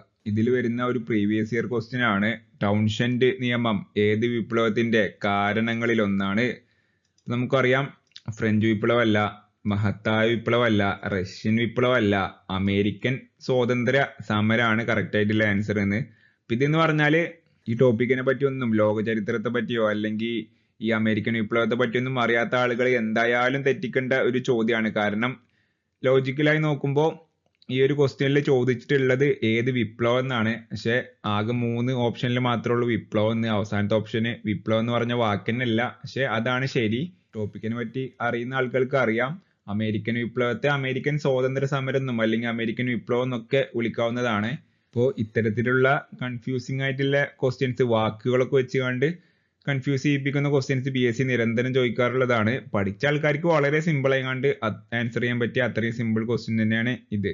പിന്നീട് നമ്മുടെ അമേരിക്കയുടെ ചരിത്രത്തിൽ വലിയ മാറ്റങ്ങൾക്ക് കാരണമായി തീർന്ന ഒരു ചരിത്ര സംഭവമാണ് ഈ കാണുന്ന സപ്തവത്സര യുദ്ധം അല്ലെങ്കിൽ 7 Years വാർ എന്ന് പറയുന്ന ബ്രിട്ടനും ഫ്രാൻസും തമ്മിൽ 1756 മുതൽ 1763 വരെ 7 വർഷക്കാലം നീണ്ടുനിന്ന ഈ ഒരു യുദ്ധം. അപ്പൊ ബ്രിട്ടനും ഫ്രാൻസും തമ്മിൽ നമ്മൾ പറഞ്ഞു കഴിഞ്ഞ ടോപ്പിക്കിൽ 100 Years ഓഫ് വാർ, 100 വർഷം നീണ്ടു നിന്ന ഒരു യുദ്ധത്തിന്റെ കഥ നമ്മൾ ഇംഗ്ലണ്ടിന്റെ ആ ഒരു ടോപ്പിക്കിൽ പറഞ്ഞിരുന്നു. അപ്പൊ ഇവിടെ നമുക്ക് പഠിക്കാൻ വരുന്നത് 7 Years വാർ ആണ്, 7 വർഷം നീണ്ടു നിന്ന സപ്തവത്സര യുദ്ധം. ഈ ഒരു യുദ്ധത്തെ പറ്റി നമുക്ക് ഇവിടെ കാണാം. കൊളോണിയൽ ആധിപത്യത്തിന് വേണ്ടി ബ്രിട്ടന്റെയും ഫ്രാൻസിന്റെയും നേതൃത്വത്തിൽ ആഗോള തലത്തിൽ നടന്ന യുദ്ധമായിരുന്നു സപ്തവത്സര യുദ്ധം. ഈ ഒരു യുദ്ധം ചരിത്രത്തിൽ നമുക്ക് കാണാൻ പറ്റും. ഒരു ആഗോള യുദ്ധമായിട്ട് നമുക്ക് ഇതിനെ വിശേഷിപ്പിക്കാം. കാരണം നമുക്കറിയാം അന്നത്തെ കാലത്ത് ലോകത്തിന്റെ ഒരു 4/1 ഭാഗവും ബ്രിട്ടന്റെ കൈവശമാണ്. ബ്രിട്ടന് കോളനിയാക്കി വെച്ചിരിക്കുകയാണ്. ഇപ്പൊ ഇന്ത്യ ആയാലും അങ്ങനെ ഒരുപാട് രാജ്യങ്ങൾ. അതുപോലെ തന്നെ ലോകത്തിന്റെ ഒരു 5/1 ഭാഗം വേണമെങ്കിൽ ഫ്രാൻസ് കോളനിയാക്കി വെച്ചു എന്ന് നമുക്ക് പറയാം. ഏറ്റവും വലിയ 2 കൊളോണിയൽ ശക്തികളാണ് ബ്രിട്ടനും ഫ്രാൻസും എന്ന് പറയുന്നത്. അപ്പൊ ഇവര് തമ്മിൽ നടക്കുന്ന ഒരു യുദ്ധം എന്ന് പറഞ്ഞാൽ ഒരു ലോകത്ത് മൊത്തം അതിന്റെ എഫക്റ്റ് ഉണ്ടാവും. കാരണം ഈ ഒരു യുദ്ധത്തിന്റെ ഭാഗമായി അമേരിക്കയിൽ വെച്ചുകൊണ്ട് അമേരിക്കൻ ഭൂഖണ്ഡങ്ങളിൽ ഇവർ യുദ്ധം ചെയ്തിരുന്നു. അതേപോലെ തന്നെ ഇന്ത്യയിൽ വെച്ചുകൊണ്ട് ഇവർ അങ്ങോട്ടും ഇങ്ങോട്ടും യുദ്ധം ചെയ്തിരുന്നു. യൂറോപ്പിൽ വെച്ചുകൊണ്ട്, ആഫ്രിക്കയിൽ വെച്ചുകൊണ്ട് ഒക്കെ യുദ്ധങ്ങൾ ഈ ഒരു 7 Years വാറിന്റെ ഭാഗമായിട്ട് പോരാട്ടങ്ങൾ ഉണ്ടായിരുന്നു. അപ്പൊ ഈ ഒരു യുദ്ധത്തിൽ വിജയിക്കുന്നത് എന്ന് പറയുന്നത് ബ്രിട്ടനാണ്. ഈ ഒരു യുദ്ധത്തിൽ ഫ്രാൻസിനെ പരാജയപ്പെടുത്തിക്കാണ്ട് വിജയിക്കുന്നത്. അപ്പൊ അതുകൊണ്ട് തന്നെ നമ്മുടെ അമേരിക്കയുടെ ചരിത്രത്തിൽ ഇത് അത്രയും പ്രാധാന്യം ഇതിന് പിന്നീട് വരുന്നുണ്ട്. അപ്പൊ എങ്ങനെയാണ് ഈ ഒരു പ്രാധാന്യം വരുന്നത് എന്ന് ചോദിച്ചാൽ നമുക്ക് അമേരിക്കയുടെ അന്നത്തെ ഈ ഒരു മാപ്പ് നോക്കിയാൽ അറിയാൻ പറ്റും. ഇതിൽ പ്രധാനമായിട്ടും നമ്മൾ ഈ ഒരു കാണുന്ന ഭാഗമാണ് ആരുടെ കോളനി? ബ്രിട്ടന്റെ കോളനി ആയിട്ട് വരുന്നത് ഈ കാണുന്ന ഭാഗമാണ്. ഈ ചുവപ്പ് നിറത്തിൽ കാണുന്ന ബ്രിട്ടന്റെ 13 കോളനികളും ഈ ഒരു വടക്കേ അമേരിക്കയുടെ കിഴക്കേ ഭാഗത്താണ്. അതിന്റെ അപ്പുറത്ത് നമുക്ക് ഫ്രാൻസിന്റെ കോളനികൾ ഈ പച്ച നിറത്തിൽ ഈ കാണുന്നത് മൊത്തം ഫ്രാൻസ് അധിനിവേശം ചെയ്ത് കോളനിയാക്കി വെച്ച പ്രദേശങ്ങളാണ്. അപ്പുറത്ത് നമുക്ക് വീണ്ടും പടിഞ്ഞാറോട്ട് പോയാൽ സ്പാനിഷ് കോളനികൾ അല്ലെങ്കിൽ സ്പെയിനിന്റെ കൈവശമുള്ള അമേരിക്കൻ ഭൂപ്രദേശങ്ങൾ കാണാൻ വേണ്ടിയിട്ട് പറ്റും. അപ്പൊ ബ്രിട്ടീഷുകാർ മാത്രമായിരുന്നില്ല അമേരിക്കൻ ഭൂഖണ്ഡങ്ങളിൽ സെറ്റിൽമെന്റുകൾ ആരംഭിച്ചതും കോളനിയാക്കി വെച്ച് ഭരണം നടത്തിയതൊന്നും ബ്രിട്ടന് മാത്രമല്ല. ബ്രിട്ടൻ ഈ ഭാഗത്ത് കുറച്ചുണ്ട്, അപ്പുറത്ത് ഫ്രാൻസ് ഉണ്ട്, സ്പാനിഷ് ഉണ്ട്, വേറെയും പല ആൾക്കാരുണ്ടായിരുന്നു. പ്രധാനമായിട്ട് ഈ 3 യൂറോപ്യൻ ശക്തികളായിരുന്നു അമേരിക്ക അന്ന് വിഭജിച്ചെടുത്തിരുന്നത്. അപ്പൊ ഇതിന്റെ ഭാഗമായിട്ട് നമ്മുടെ ഈ ബ്രിട്ടീഷ് കോളനികളിൽ, ബ്രിട്ടനിലെ ഈ 13 കോളനികളിലെ ആളുകൾക്ക് ഫ്രാൻസുമായിട്ട് പല പ്രശ്നങ്ങളും ഇവര് അന്നത്തെ കാലത്ത് ഉണ്ടാക്കിയിരുന്നു. കാരണം അപ്പുറത്ത് ഫ്രാൻസ് എന്ന് പറയുന്ന വേറൊരു യൂറോപ്യൻ രാജ്യമാണ് ഉള്ളത്. അപ്പൊ അതുകൊണ്ട് തന്നെ ഫ്രാൻസിന്റെ പല ആക്രമണങ്ങളിലും, ഇപ്പൊ അതിർത്തി നമുക്ക് ഇവിടെ കാണാം, ഈ അതിർത്തിയിൽ പല ആക്രമണങ്ങളും നടന്നിരുന്നു. അപ്പൊ അതിൽ നിന്നൊക്കെ സംരക്ഷണം നേടാൻ വേണ്ടിയിട്ട് ഈ ബ്രിട്ടീഷ് കോളനിയിലെ ഇംഗ്ലീഷുകാരായിട്ടുള്ള ആളുകൾക്ക് ആരുടെ സപ്പോർട്ട് വേണ്ടിയിരുന്നു? ബ്രിട്ടൻ എന്ന് പറയുന്ന രാജ്യത്തിന്റെ സൈനികവും സാമ്പത്തികവും പട്ടാളക്കാരൊക്കെ ആവശ്യമുണ്ടായിരുന്നു. അപ്പൊ അതുകൊണ്ടൊക്കെയാണ് ഈ ഒരു പട്ടാളക്കാർക്ക് കോളനിയിലത്തെ ആൾക്കാർ അന്ന് ചെല്ലും ചെലവൊക്കെ കൊടുത്തുകൊണ്ട് അവർക്ക് ഇഷ്ടമല്ല എന്നുണ്ടെങ്കിലും നിർത്തിയിരുന്നത്. കാരണം അപ്പുറത്ത് നിന്ന് ഫ്രാൻസിന്റെ ആക്രമണം ഏത് നിമിഷവും ഉണ്ടാവുക. അപ്പൊ അതുകൊണ്ട് തന്നെ അതിന് സംരക്ഷണം നേടാൻ വേണ്ടിയിട്ട് ഇവർക്ക് ബ്രിട്ടീഷുകാരെ ഇഷ്ടമല്ല, എന്നിട്ട് വരെ ഇവര് ഇതിനെ സപ്പോർട്ട് ചെയ്യാൻ കാരണം ആ ഒരു കാരണമാണ്. പക്ഷെ നമ്മുടെ സപ്തവത്സര യുദ്ധത്തിന് ശേഷം നമ്മൾ പറഞ്ഞു ഫ്രാൻസ് പരാജയപ്പെടുകയാണ് ചെയ്യുന്നത്. അതോടെ തന്നെ ഫ്രാൻസിന്റെ ഈ ഒരു മേഖലകളിലെ സ്വാധീനമൊക്കെ കുറയാണ്. ഇവിടെയൊക്കെ യുദ്ധം നടത്തിയാണ്ട് ബ്രിട്ടീഷുകാരന്ന് ഫ്രാൻസിനെ പരാജയപ്പെടുത്തുന്നുണ്ട്. അപ്പോ അമേരിക്കൻ ഭൂഖണ്ഡങ്ങളിൽ ഫ്രാൻസ് താരതമ്യേന വളരെ ദുർബലമായ ഒരു അവസ്ഥയായിരുന്നു ആ യുദ്ധത്തിന് ശേഷം ഉണ്ടായത്. അപ്പൊ അതുകൊണ്ട് തന്നെ എന്ത് സംഭവിച്ചു? ഈ നമ്മുടെ ബ്രിട്ടനിലെ 13 കോളനികളിലെ ആളുകൾക്കും ഫ്രാൻസ് എന്ന് പറയുന്ന ഒരു അയൽവാസിയായ ഫ്രാൻസിന്റെ ഭീഷണി ഇല്ലാതെയായി. അപ്പൊ അതുകൊണ്ട് തന്നെ ബ്രിട്ടീഷ് പട്ടാളക്കാരുടെ സപ്പോർട്ട് ഇനി അവർക്ക് അത്രക്ക് ആവശ്യമില്ല. അപ്പൊ അതുകൊണ്ട് തന്നെ ബ്രിട്ടനെതിരെ അവര് സംസാരിക്കാൻ തുടങ്ങി. ഇപ്പൊ നമുക്കറിയാം നമ്മൾ നേരത്തെ മെർക്കന്റിലിസവും മറ്റ് സ്റ്റാമ്പ് ആക്റ്റും അങ്ങനെ പലതരം നികുതികളുടെ കാര്യമായിട്ട് പറഞ്ഞു. ബ്രിട്ടന് പരമാവധി അടിച്ചമർത്തിക്കൊണ്ട് ചൂഷണം ചെയ്യാണ് ഈ ഇംഗ്ലീഷ് കോളനികളിലെ ആൾക്കാരെ.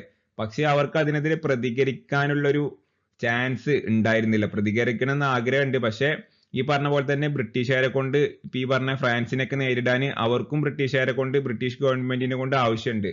പക്ഷെ ഈ ഒരു യുദ്ധത്തിന് ശേഷം അത്തരത്തിലുള്ള ഫ്രാൻസിന്റെ ഭീഷണി അയൽപക്കത്ത് നിന്ന് മാറിയതോടെ ഇവർക്ക് ബ്രിട്ടീഷുകാരെ സപ്പോർട്ട് അത്രക്ക് ആവശ്യമില്ല. അപ്പൊ അതുകൊണ്ട് തന്നെ ബ്രിട്ടന്റെ ചൂഷണങ്ങൾക്കെതിരെ ശബ്ദമുയർത്താൻ ആരാരംഭിച്ചു? ഈ 13 കോളനികളിലെ ജനങ്ങളും ആരംഭിക്കുന്നത് ഈ ഒരു യുദ്ധത്തിന് ശേഷമാണ്. അപ്പൊ അതാ ഞാൻ പറഞ്ഞ ഈ ഒരു യുദ്ധം അമേരിക്കയുടെ ചരിത്രത്തിൽ തന്നെ വഴിത്തിരിവിന് കാരണമായി തീർന്നു എന്ന് പറയുന്നത്.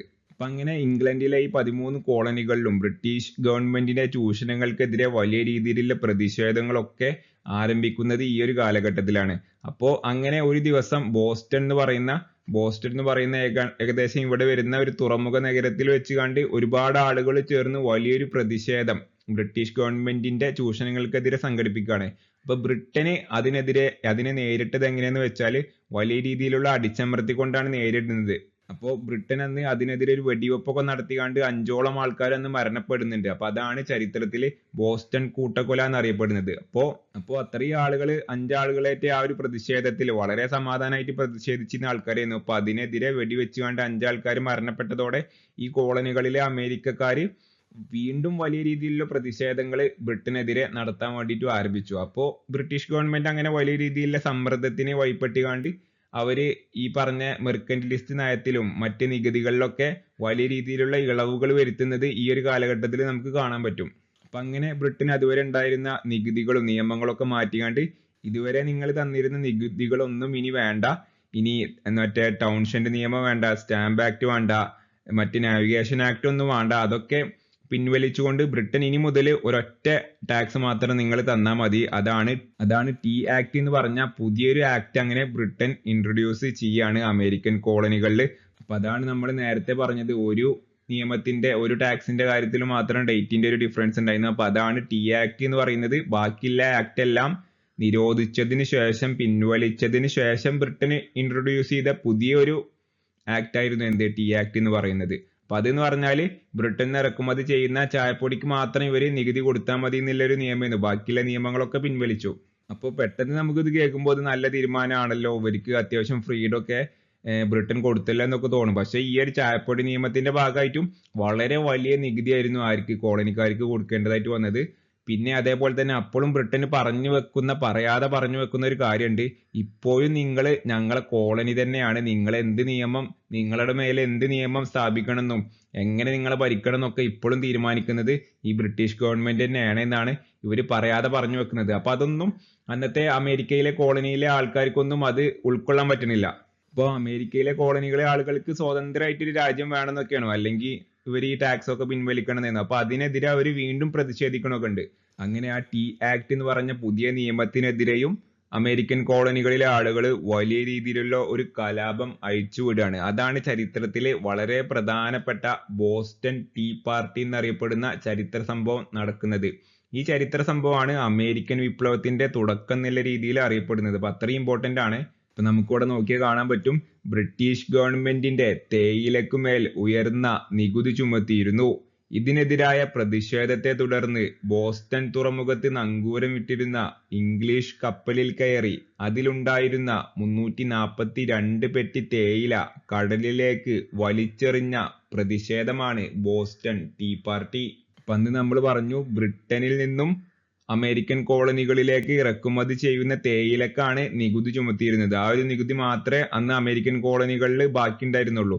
അപ്പൊ ഈ ഒരു നികുതിക്കെതിരെ അന്ന് ഇതുപോലെ തന്നെ ബോസ്റ്റൺ എന്ന് പറഞ്ഞ നമ്മൾ നേരത്തെ ആ കൂട്ടക്കൊല നടന്ന അതേ ടൗണിലെ തുറമുഖത്ത് തന്നെ നങ്കൂരമിട്ടിരുന്ന ഒരു ഇംഗ്ലീഷ് കപ്പലിൽ ഉണ്ടായിരുന്ന 342 പെട്ടി തേയിലകളാണ് അന്നത്തെ പ്രതിഷേധക്കാർ കടലിലേക്ക് വലിച്ചെറിയുന്നത്.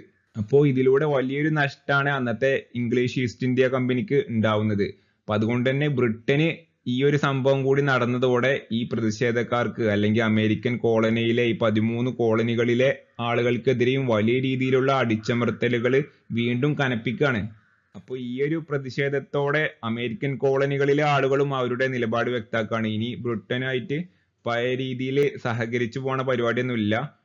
വലിയ രീതിയിലുള്ള പ്രതിഷേധം തന്നെയാണ് ഇനിയുള്ള മാർഗം എന്ന് അവര് തിരിച്ചറിഞ്ഞുകൊണ്ട് ആ രീതിയിൽ മുന്നോട്ട് പോവാണ്. ബ്രിട്ടനാണെന്നുണ്ടെങ്കിലോ ഈ രീതിയിലാണ് നിങ്ങളുടെ പ്രതിഷേധം ഉണ്ടെന്നുണ്ടെങ്കിൽ അടിച്ചമർത്താൻ തന്നെയാണ് തീരുമാനം എന്ന് പറഞ്ഞിട്ട് ഇരു കൂട്ടരും പരസ്പരം വലിയ രീതിയിലുള്ള പോരാട്ടങ്ങൾ ആരംഭിച്ചു. അപ്പൊ നമുക്കിവിടെ കാണാം ബോസ്റ്റൺ ടീ പാർട്ടി നടന്നത് 1773 ഡിസംബർ 16 തീയതിയാണ്. ഡേറ്റ് വരെ PSCക്ക് ചിലപ്പോൾ ചോദിക്കാവുന്നതാണ്. അമേരിക്കൻ വിപ്ലവത്തിന് തുടക്കം കുറിച്ച സംഭവമായി ചരിത്രകാരന്മാർ വിലയിരുത്തുന്ന സംഭവം എന്ന് പറഞ്ഞത് ബോസ്റ്റൺ ടീ പാർട്ടിയാണ്. ഓക്കെ, ഇതുമായി ബന്ധപ്പെട്ട ഒരു പ്രീവിയസ് ഇയർ ക്വസ്റ്റ്യൻ ആണ്. 2023 ചോദിച്ച ക്വസ്റ്റ്യൻ ആണ്. ബോസ്റ്റൺ ടീ പാർട്ടി ഏത് വിപ്ലവവുമായി ബന്ധപ്പെട്ടിരിക്കുന്നു? നമുക്കറിയാം, ഫ്രഞ്ച് വിപ്ലവമാണോ, അമേരിക്കൻ സ്വാതന്ത്ര്യ സമരമാണോ, റഷ്യൻ വിപ്ലവമാണോ, രക്തരഹിത വിപ്ലവമാണോ? നമ്മൾ പറഞ്ഞു ഇതില് വിപ്ലവം എന്നാണ് ചോദിച്ചിട്ടുള്ളത്. പക്ഷെ ഓപ്ഷൻസിൽ വിപ്ലവം എന്നുള്ള വാക്കില്ലാത്തതാവും ആൻസർ. അതൊക്കെ നമ്മൾ നേരത്തെ ആ ക്വസ്റ്റ്യനിൽ പറഞ്ഞു. അപ്പൊ ഇതുപോലുള്ള ക്വസ്റ്റ്യന് ഇപ്പോൾ നിരന്തരം കാണാവുന്നതാണ്. ഇപ്പോൾ ടോപ്പിക്ക് മനസ്സിലാക്കി പഠിച്ച ആൾക്കാർക്ക് സിമ്പിളായി ആൻസർ ചെയ്യാൻ പറ്റുന്നതേ ഉള്ളൂ ഇത്. അപ്പൊ അങ്ങനെ അമേരിക്കൻ കോളനികളിലെ ആളുകളും അതുപോലെ തന്നെ ബ്രിട്ടീഷ് ഗവൺമെന്റും തമ്മിലുള്ള ആ ഒരു യുദ്ധം അല്ലെങ്കിൽ സ്വാതന്ത്ര്യത്തിന് വേണ്ടിയുള്ള ഒരു പോരാട്ടം ആരംഭിക്കുകയാണ്. അപ്പൊ അന്ന് അമേരിക്കൻ വിപ്ലവ കാലത്ത് അല്ലെങ്കിൽ അമേരിക്കൻ സ്വാതന്ത്ര്യ സമരകാലത്ത് ഉയർന്നു വന്ന പ്രധാനപ്പെട്ട ഒരു മുദ്രാവാക്യമാണ് ഈ കാണുന്ന പ്രാതിനിധ്യമില്ലാതെ നികുതിയില്ല എന്ന് പറയുന്ന ആ ഒരു മുദ്രാവാക്യം.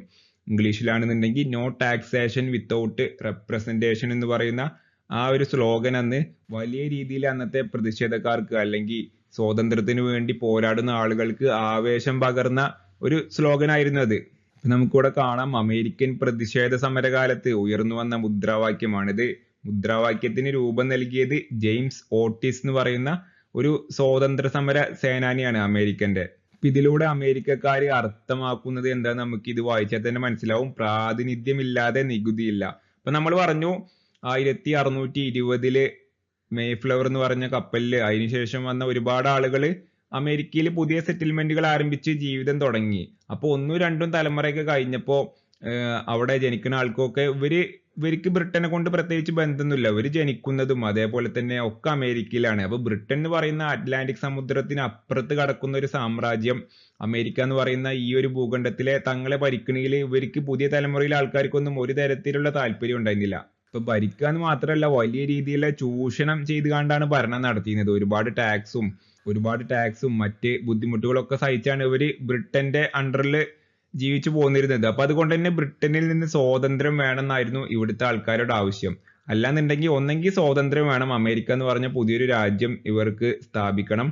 അല്ലാന്നുണ്ടെങ്കിൽ വേറൊരു ഓപ്ഷൻ ഇവർ മുന്നോട്ട് വെച്ചത് ഇവർക്ക് ബ്രിട്ടീഷ് പാർലമെന്റിൽ പ്രാതിനിധ്യം വേണം എന്നായിരുന്നു. കാരണം ഇവരെ ഭരിക്കുന്നതും ഇവർക്ക് വേണ്ടി നിയമങ്ങൾ ഉണ്ടാക്കുന്നതും ഒക്കെ ബ്രിട്ടീഷ് പാർലമെന്റ് ആണ്. അപ്പൊ അതുകൊണ്ട് തന്നെ ബ്രിട്ടീഷ് പാർലമെന്റിലാണെങ്കിൽ ഇവർക്ക് റെപ്രസെന്റേഷന് പ്രാതിനിധ്യം ഇല്ലതാനും. അപ്പോൾ ഒന്നെങ്കിൽ ബ്രിട്ടീഷ് പാർലമെന്റിൽ ഈ അമേരിക്കയിലെ 13 കോളനിയിലെ ആളുകൾക്കും പ്രാതിനിധ്യം വേണം, MP എന്നുള്ള രീതിയിൽ പ്രാതിനിധ്യം വേണം. അല്ലാന്നുണ്ടെന്നുണ്ടെങ്കിൽ അമേരിക്ക എന്ന് പറയുന്ന പുതിയൊരു രാജ്യം ഇവരുണ്ടാക്കുക. അല്ലാതെ ബ്രിട്ടന്റെ കോളനി എങ്ങാണ്ട് ഇനി തുടരാൻ ഇവർക്ക് ഈ 13 കോളനികൾക്കും താല്പര്യം ഇല്ല എന്നുള്ളൊരു സന്ദേശമാണ് ഇവർ മുന്നോട്ട് വെക്കുന്നത്. ഈ ഒരു 2 ഓപ്ഷനാണ് ഇവരെന്ന് മുന്നോട്ട് വെക്കുന്നത്. അപ്പൊ അതിന്റെ ഭാഗമായിട്ടാണ് പ്രാതിനിധ്യം ഇല്ലാതെ ഇനി നികുതി തരാൻ പറ്റൂല എന്നുള്ളൊരു നിലപാട് 13 കോളനിയിലെ ആളുകളും സ്വീകരിക്കുന്നത്. ഇവിടെ ഒരു പ്രീവിയസ് ഇയർ ക്വസ്റ്റ്യൻ കാണാം നമുക്ക്. പ്രാതിനിധ്യമില്ലാതെ നികുതിയില്ല എന്നത് ഏത് സ്വാതന്ത്ര്യ സമരവുമായി ബന്ധപ്പെട്ട മുദ്രാവാക്യമാണ്? ഏത് സ്വാതന്ത്ര്യ സമരമാണ്? നമുക്കറിയാം, ഇന്ത്യൻ സ്വാതന്ത്ര്യ സമരമാണോ, അമേരിക്കൻ ആണോ, ഫ്രഞ്ച് ആണോ, ലാറ്റിൻ അമേരിക്കൻ ആണോ? അമേരിക്കൻ സ്വാതന്ത്ര്യ സമരവുമായി ബന്ധപ്പെട്ട മുദ്രാവാക്യമാണ് ഇത്. അപ്പോൾ അമേരിക്കൻ കോളനിയിലെ ആളുകൾ വെച്ച നിർദ്ദേശങ്ങളൊന്നും ഈ ഒരു ബ്രിട്ടൻ അംഗീകരിക്കുന്നില്ല. അപ്പൊ അങ്ങനെ മുന്നോട്ട് പോയിക്കൊണ്ടിരിക്കുന്ന സമയത്താണ് അമേരിക്കൻ കോളനിയിലെ ഈ 13 കോളനികളിലെ ആളുകളും എന്ത് തീരുമാനിക്കുന്നത്? ഈ 13 കോളനികൾക്കും ഒരു സമ്മേളനം സംഘടിപ്പിക്കാൻ വേണ്ടി തീരുമാനിക്കുന്നത്. അപ്പൊ അതിന്റെ മുന്നേ എന്ന് പറയുമ്പോൾ ഓരോ കോളനികളിലും സെപ്പറേറ്റ് ഭരണം നടക്കുന്നത്. അപ്പൊ ഓരോ കോളനികളിലും സെപ്പറേറ്റ് ആയിക്കൊണ്ട് ബ്രിട്ടന്റെ നയങ്ങൾക്കെതിരെ പ്രതിഷേധങ്ങളൊക്കെ ഇങ്ങനെ നടക്കുകയാണ്. ഓരോ വ്യത്യസ്തമായ പ്രതിഷേധങ്ങളാണ്. അപ്പോ ഇത് എല്ലാം കൂടെ ഒരുമിപ്പിച്ച് ഏകോപിപ്പിച്ച് ബ്രിട്ടനെതിരെ വലിയ രീതിയിലുള്ള ഒരു പ്രതിഷേധം, അല്ലാന്നുണ്ടെങ്കിൽ ഒരു യുദ്ധം തന്നെ നടത്തേണ്ട സാഹചര്യമാണ് മുന്നോട്ട് വരുന്നത്. അപ്പൊ അതിന് എല്ലാവരെയും ഒരുമിച്ച് നിർത്താൻ വേണ്ടിയിട്ട് 13 കോളനികളെയും ഒരുമിച്ച് നിർത്താൻ വേണ്ടിയിട്ട് അമേരിക്കക്കാരന്ന് പ്ലാൻ ചെയ്ത ഒരു പരിപാടിയാണ് കോണ്ടിനെന്റൽ കോൺഗ്രസ് എന്ന് പറയുന്നത്, കോണ്ടിനെന്റൽ സമ്മേളനങ്ങൾ. ഇതിന്റെ ഭാഗമായിട്ട് 3 കോണ്ടിനെന്റൽ സമ്മേളനങ്ങൾ അന്ന് അമേരിക്കയിൽ നടക്കുന്നുണ്ട്. അപ്പൊ നമുക്കിവിടെ കാണാം, സ്വാതന്ത്ര്യ പ്രസ്ഥാനത്തിന്റെ ഭാഗമായി കോളനികളിലെ പ്രതിനിധികൾ ചേർന്ന സമ്മേളനങ്ങൾ അറിയപ്പെടുന്നത് കോണ്ടിനെന്റൽ സമ്മേളനങ്ങൾ. അപ്പോൾ ഓരോ 13 കോളനികളിലെ ഓരോ കോളനികളിൽ നിന്നും കുറച്ച് പ്രതിനിധികളെ പങ്കെടുത്തുകൊണ്ട് നമുക്കറിയാം എങ്ങനെയാണ് കോൺഗ്രസ് സമ്മേളനങ്ങളൊക്കെ നമ്മുടെ നാട്ടിൽ നടക്കലെന്ന്. അപ്പൊ അതേപോലെ തന്നെ അങ്ങനെ പ്രതിനിധികളെ ഉൾപ്പെടുത്തിക്കൊണ്ട് ഇവര് സമ്മേളിച്ച ഒരു പരിപാടിയാണ്. നമുക്കിവിടെ ഫോട്ടോ കാണാം. അതുപോലെ തന്നെ അടുത്ത പോയിന്റ്, മാതൃരാജ്യമായ ഇംഗ്ലണ്ടിന്റെ നയങ്ങൾക്കും നിയമങ്ങൾക്കും എതിരെ നടന്ന കോണ്ടിനെന്റൽ സമ്മേളനങ്ങൾ. 3 കോണ്ടിനെന്റൽ സമ്മേളനങ്ങളാണ് നടന്നത് തുടർച്ചയായ വർഷങ്ങളിൽ.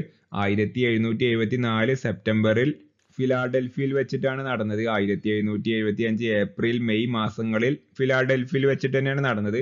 പിന്നെ 1776 ജൂലൈ 4 ഫിലാഡൽഫിയ. അപ്പൊ എന്തായാലും ഈ 1, 2, 3 കോണ്ടിനെന്റൽ സമ്മേളനങ്ങളും എവിടെ വെച്ചിട്ടാണ് നടന്നതെന്ന് ചോദിച്ചാൽ ഒരുപാട് പ്രാവശ്യം PSCക്ക് ചോദിച്ച ചോദ്യമാണ്. അപ്പൊ 3 ആയാലും എല്ലാ സമ്മേളനങ്ങളും നടന്നത് എവിടെയാണ്? ഫിലാഡൽഫിയയിൽ വെച്ചിട്ടാണെന്ന് ഓർത്തു വെക്കുക. അപ്പൊ അതുകൊണ്ട് തന്നെ സിമ്പിൾ ആണ്, പഠിക്കാൻ സുഖമാണ്. അങ്ങനെ നമ്മുടെ 1ാം കോണ്ടിനെന്റൽ കോൺഗ്രസ് ഫിലാഡൽഫിയയിൽ വെച്ച് ആരംഭിക്കുകയാണ്. അപ്പൊ ഇവിടെ നമുക്ക് പ്രധാനമായിട്ടും 2 പോയിന്റാണ് വരുന്നത്. ഈ 1ാമത്തെ കോണ്ടിനെന്റൽ കോൺഗ്രസ്സിൽ പങ്കെടുക്കാതിരുന്ന ഏക കോളനി എന്ന് പറയുന്നത് ജോർജിയയാണ്. പിന്നെ 1ാം കോണ്ടിനെന്റൽ കോൺഗ്രസിന് നേതൃത്വം നൽകിയത് സാമുവൽ ആഡംസ് ആണ്. ഇതിൽ ഈ ആദ്യത്തെ പോയിന്റ് ഒരുപാട് എന്ന് പറഞ്ഞാൽ ഇഷ്ടംപോലെ പ്രാവശ്യം PSCക്ക് ചോദിച്ച ഒരു ചോദ്യമാണ്. 1ാമത്തെ അമേരിക്കൻ കോണ്ടിനെന്റൽ കോൺഗ്രസിൽ പങ്കെടുക്കാതിരുന്ന ഏക കോളനി രാജ്യം എന്ന് പറയുന്ന ഒരു ചോദ്യം PSCയുടെ അത്രയും ഫേവറേറ്റ് ആയിട്ടുള്ള ഒരു ചോദ്യം എന്ന് വേണമെങ്കിൽ പറയാം. ഓക്കെ, അപ്പൊ 1ാം കോണ്ടിനെന്റൽ കോൺഗ്രസ് സമ്മേളിക്കുന്ന ഒരു ഫോട്ടോ ഒക്കെ നമുക്കിവിടെ കാണാം. അപ്പൊ അമേരിക്കയുടെ ചരിത്രത്തിലെ ആദ്യത്തെ കോണ്ടിനെന്റൽ സമ്മേളനമാണ് 1774 ഫിലാഡൽഫിയയിൽ വെച്ച് നടന്നത്. ഇതുമായി ബന്ധപ്പെട്ട് നമ്മൾ പറഞ്ഞ ആ ചോദ്യം തന്നെയാണ്, ഇംഗ്ലണ്ടിന്റെ നയങ്ങൾക്കെതിരെ പ്രതികരിക്കാനായി വിളിച്ചുകൂട്ടിയ 1ാം കോണ്ടിനെന്റൽ സമ്മേളനത്തിൽ പങ്കെടുക്കാതിരുന്ന അമേരിക്കൻ കോളനി. ഏതാണ് അമേരിക്കൻ കോളനി? ജോർജിയയാണോ, ഫിലാഡൽഫിയ ആണോ, പെൻസിൽവാനിയ ആണോ, വെർജീനിയ ആണോ? നമുക്കറിയാം ജോർജിയയാണ്. 2022 LDCക്ക് ചോദിച്ച ചോദ്യമാണിത്. അപ്പോൾ 2023ലും 24ലൊക്കെ ഈ ഒരു ചോദ്യം റിപ്പീറ്റ് ചെയ്ത് വന്ന് നമുക്ക് കാണാൻ പറ്റും. അങ്ങനെ 1ാം കോണ്ടിനെന്റൽ സമ്മേളനം കഴിഞ്ഞു. പിന്നീട് 1775 തൊട്ടടുത്ത വർഷം തന്നെ 2ാം കോണ്ടിനെന്റൽ കോൺഗ്രസും അമേരിക്കൻ കോളനികൾ സമ്മേളിക്കുന്നുണ്ട്. ഈ ഒരു ഭാഗം കുറച്ചും കൂടെ ഇമ്പോർട്ടന്റ് ആണ്. ഒരുപാട് പ്രധാനപ്പെട്ട പോയിന്റ്, പ്രധാനപ്പെട്ട സംഭവങ്ങൾ ഈ ഒരു കോൺഗ്രസിൽ വെച്ച് നടക്കുന്നുണ്ട്. ഇപ്പൊ നമുക്കിവിടെ ആദ്യത്തെ പോയിന്റ് തന്നെ കാണാം, ജോർജ് വാഷിംഗ്ടണിനെ കോണ്ടിനെന്റൽ സൈന്യത്തിന്റെ തലവനായി തിരഞ്ഞെടുത്ത സമ്മേളനം. ഈ ഒരു കോൺഗ്രസ് വെച്ചാണ് ജോർജ് വാഷിംഗ്ടൺ നമുക്കറിയാം. അപ്പോൾ അയാളെ ഈ കോണ്ടിനെന്റൽ സൈന്യത്തിന്റെ തലവനായിട്ട് തെരഞ്ഞെടുക്കുന്നത്. അതെന്ന് പറഞ്ഞാൽ അന്ന് നമുക്കറിയാം അമേരിക്കൻ കോളനികൾ ഒരു ഭാഗത്തും ബ്രിട്ടീഷ് ഗവൺമെന്റ് വേറൊരു ഭാഗത്തും ഒരു യുദ്ധത്തിലേക്കൊക്കെ കാര്യങ്ങൾ മാറി. അപ്പൊ ആ ഒരു യുദ്ധത്തിന് പറഞ്ഞാൽ ബ്രിട്ടീഷുകാർക്ക് ഒരു കൃത്യമായിട്ടുള്ള ഒരു സൈന്യവും ആർമിയും കാര്യങ്ങളൊക്കെ ഉണ്ട്. പക്ഷെ അമേരിക്കക്ക് അത്രയും കാലം ഒരു ആർമി കാര്യങ്ങളൊന്നും അമേരിക്കൻ കോളനികൾക്ക് ഇല്ല എന്ന് നമുക്കറിയാം. അപ്പൊ ഇവര് പുതിയൊരു ആർമി 13 കോളനികളിലെയും ആളുകളൊക്കെ വെച്ചുകൊണ്ട് പുതിയൊരു ആർമി രൂപീകരിക്കുന്നുണ്ട്. ആ ആർമിന്റെ സേനാനായകനായിട്ട് ആരെയാണ് തെരഞ്ഞെടുക്കുന്നത്? ജോർജ് വാഷിംഗ്ടണിനെ എവിടെ വെച്ചാണ്? 2ാമത്തെ കോണ്ടിനെന്റൽ കോൺഗ്രസിൽ വെച്ചാണ് ഇങ്ങനെ തെരഞ്ഞെടുക്കുന്നത് എന്ന് മനസ്സിലാക്കുക. പിന്നെ 2ാമത്തെ പോയിന്റ് ആണ്, ഇംഗ്ലണ്ടിൽ നിന്നും വേർപിരിയുന്നതാണ് അമേരിക്കക്കാരെ സംബന്ധിച്ച് വിവേകപൂർണമായ പ്രവൃത്തി എന്ന് കോമൺ സെൻസ് എന്ന ലഘുരേഖയിലൂടെ പ്രഖ്യാപിച്ചത് തോമസ് പെയിൻ ആണ്. അപ്പൊ തോമസ് പെയിൻ എന്ന് പറയുന്ന ആള് അന്നത്തെ അമേരിക്കയിലെ വളരെ പ്രധാനപ്പെട്ട പോപ്പുലർ ആയിട്ടുള്ള ഒരു ചിന്തകനാണ്, ഒരു ബുദ്ധിജീവിയാണ്. അപ്പൊ ഇയാള് അമേരിക്കന്റെ ഈ സ്വാതന്ത്ര്യവുമായി ബന്ധപ്പെട്ട് കണ്ട് ഒരു ലഘുലേഖ അന്ന് ഇറക്കുന്നുണ്ട്. അപ്പൊ അതിന്റെ പേരാണ് കോമൺ സെൻസ് എന്ന് പറയുന്നത്. അപ്പൊ ആ ഒരു കോമൺ സെൻസ് ആരാ എഴുതിയെന്ന് ചോദിച്ചാൽ തോമസ് പെയിൻ ആണ്. അത് ഏത് വിപ്ലവവുമായി ബന്ധപ്പെട്ടതെന്ന് ചോദിച്ചാൽ അമേരിക്കൻ വിപ്ലവമാണ്. അപ്പൊ അതിലെ പ്രധാനപ്പെട്ടായി പറയുന്ന ഒരു പോയിന്റ് ആണ്, ഇംഗ്ലണ്ടിൽ നിന്നും വേർപിരിയുന്നതാണ് അമേരിക്കക്കാരെ സംബന്ധിച്ച് വിവേകപൂർണമായ പ്രവൃത്തി എന്നാണ് ആര് പറയുന്നത്? തോമസ് പെയിൻ പറഞ്ഞു വെക്കുന്നത്. അപ്പൊ ഇതും ഒരുപാട് പ്രാവശ്യം ചോദിച്ച ഒരു ക്വസ്റ്റ്യൻ ആണ്, ഇമ്പോർട്ടന്റ് ആണ്.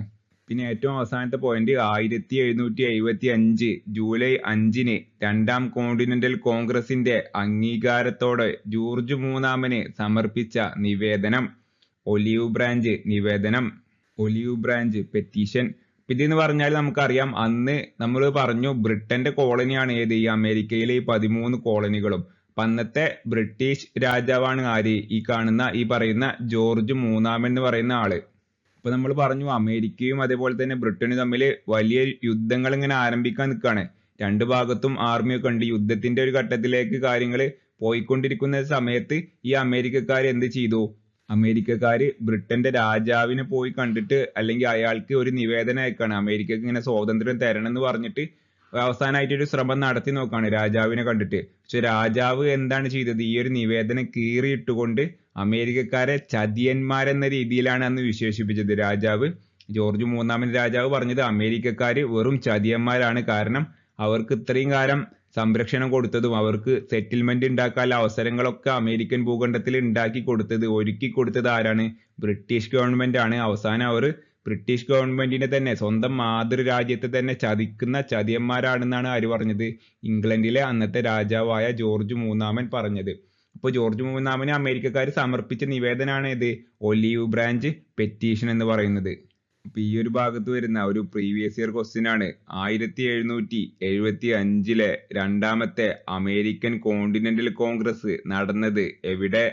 ഇപ്പൊ എവിടെയാണ് അമേരിക്കൻ കോണ്ടിനെന്റ് 1, 2, 3 ഒക്കെ എവിടെയാണ് നടന്നത്? നമ്മൾ നേരത്തെ തന്നെ പറഞ്ഞതാണ്. എവിടെയാണ്? ന്യൂയോർക്കിലാണോ, ഫിലാഡൽഫിയയിലാണോ, വാഷിങ്ടണിലാണോ, സാൻ ഫ്രാൻസിസ്കോയിലാണോ? നമുക്കറിയാം ഒന്നാമത്തെ കോണ്ടിനെന്റൽ കോൺഗ്രസ് ആയാലും രണ്ടാമത്തെ കോണ്ടിനെന്റൽ കോൺഗ്രസ് ആയാലും മൂന്നാമത്തെ കോണ്ടിനെന്റൽ കോൺഗ്രസ് ആയാലും 3 നടന്നത് എവിടെയാണ്? ഫിലാഡൽഫിയ എന്ന് പറയുന്ന അമേരിക്കയുടെ ആ ഒരു നഗരത്തിൽ വെച്ചാണ് 3 കോണ്ടിനെന്റൽ കോൺഗ്രസും നടന്നത്. 2023 ചോദിച്ച ചോദ്യമാണ്. 2023-ലും 2022-ലും ചോദിച്ച ചോദ്യമാണിത്. ഓക്കെ, വേറൊരു ക്വസ്റ്റ്യൻ വരുന്നത് കോമൺ സെൻസ് എന്ന ലഘുരേഖ ഏത് സ്വാതന്ത്ര്യ സമരവുമായി ബന്ധപ്പെട്ടതാണ്?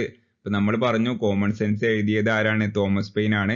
ഇപ്പൊ ഏത് സ്വാതന്ത്ര്യ സമരം അല്ലെങ്കിൽ ഏത് വിപ്ലവവുമായി ബന്ധപ്പെട്ടതാണ് ഇത്? ഫ്രഞ്ച് വിപ്ലവമാണോ, ലാറ്റിൻ അമേരിക്കൻ ആണോ, അമേരിക്കൻ ആണോ, ആഫ്രിക്കൻ ആണോ? അമേരിക്കൻ സ്വാതന്ത്ര്യ സമരവുമായി ബന്ധപ്പെട്ടതാണ് ഏത്? കോമൺ സെൻസ് എന്ന് പറയുന്ന ലഘുരേഖ. ഓക്കെ, 2022 ചോദിച്ച ചോദ്യമാണ്. അടുത്ത പ്രീവിയസ് ഇയർ ക്വസ്റ്റ്യൻ ആണ് ഒലീവ് ബ്രാഞ്ച് പെറ്റീഷൻ ഏത് വിപ്ലവവുമായി ബന്ധപ്പെട്ടിരിക്കുന്നു? ഏത് വിപ്ലവ? ഫ്രഞ്ച് വിപ്ലവമാണോ, റഷ്യൻ വിപ്ലവമാണോ, രക്തരഹിത വിപ്ലവമാണോ, അതോ അമേരിക്കയുടെ സ്വാതന്ത്ര്യ സമരമാണോ? ഈ ടൈപ്പ് വിപ്ലവം എന്ന് ക്വസ്റ്റ്യനിൽ ചോദിക്കും, പിന്നെ ആൻസറിൽ വിപ്ലവം ഒന്നും ഇല്ലാത്തതാവും എന്നൊക്കെ നമ്മൾ ഒരുപാട് പ്രാവശ്യം 1-2 ക്വസ്റ്റ്യൻ അങ്ങനെ കണ്ടതാണ്. ഇതും 2023 ഫയർമാന് ചോദിച്ച ചോദ്യമാണ്. അപ്പോൾ ഇപ്പോഴൊക്കെ ഒരുപാട് ക്വസ്റ്റ്യൻസ് ഈ രീതിയിലാണ് ചോദിക്കുന്നത് നമ്മൾ പറഞ്ഞു. അപ്പോൾ കാര്യമായിട്ട് തന്നെ ടോപ്പിക്ക് മനസ്സിലാക്കിയിട്ട് പഠിക്കാൻ വേണ്ടിയിട്ട് ശ്രമിക്കുക. അപ്പോൾ വളരെ സിമ്പിൾ ആയതുകൊണ്ട് ഇതൊക്കെ ആൻസർ ചെയ്യാൻ പറ്റുന്നതായിരിക്കും.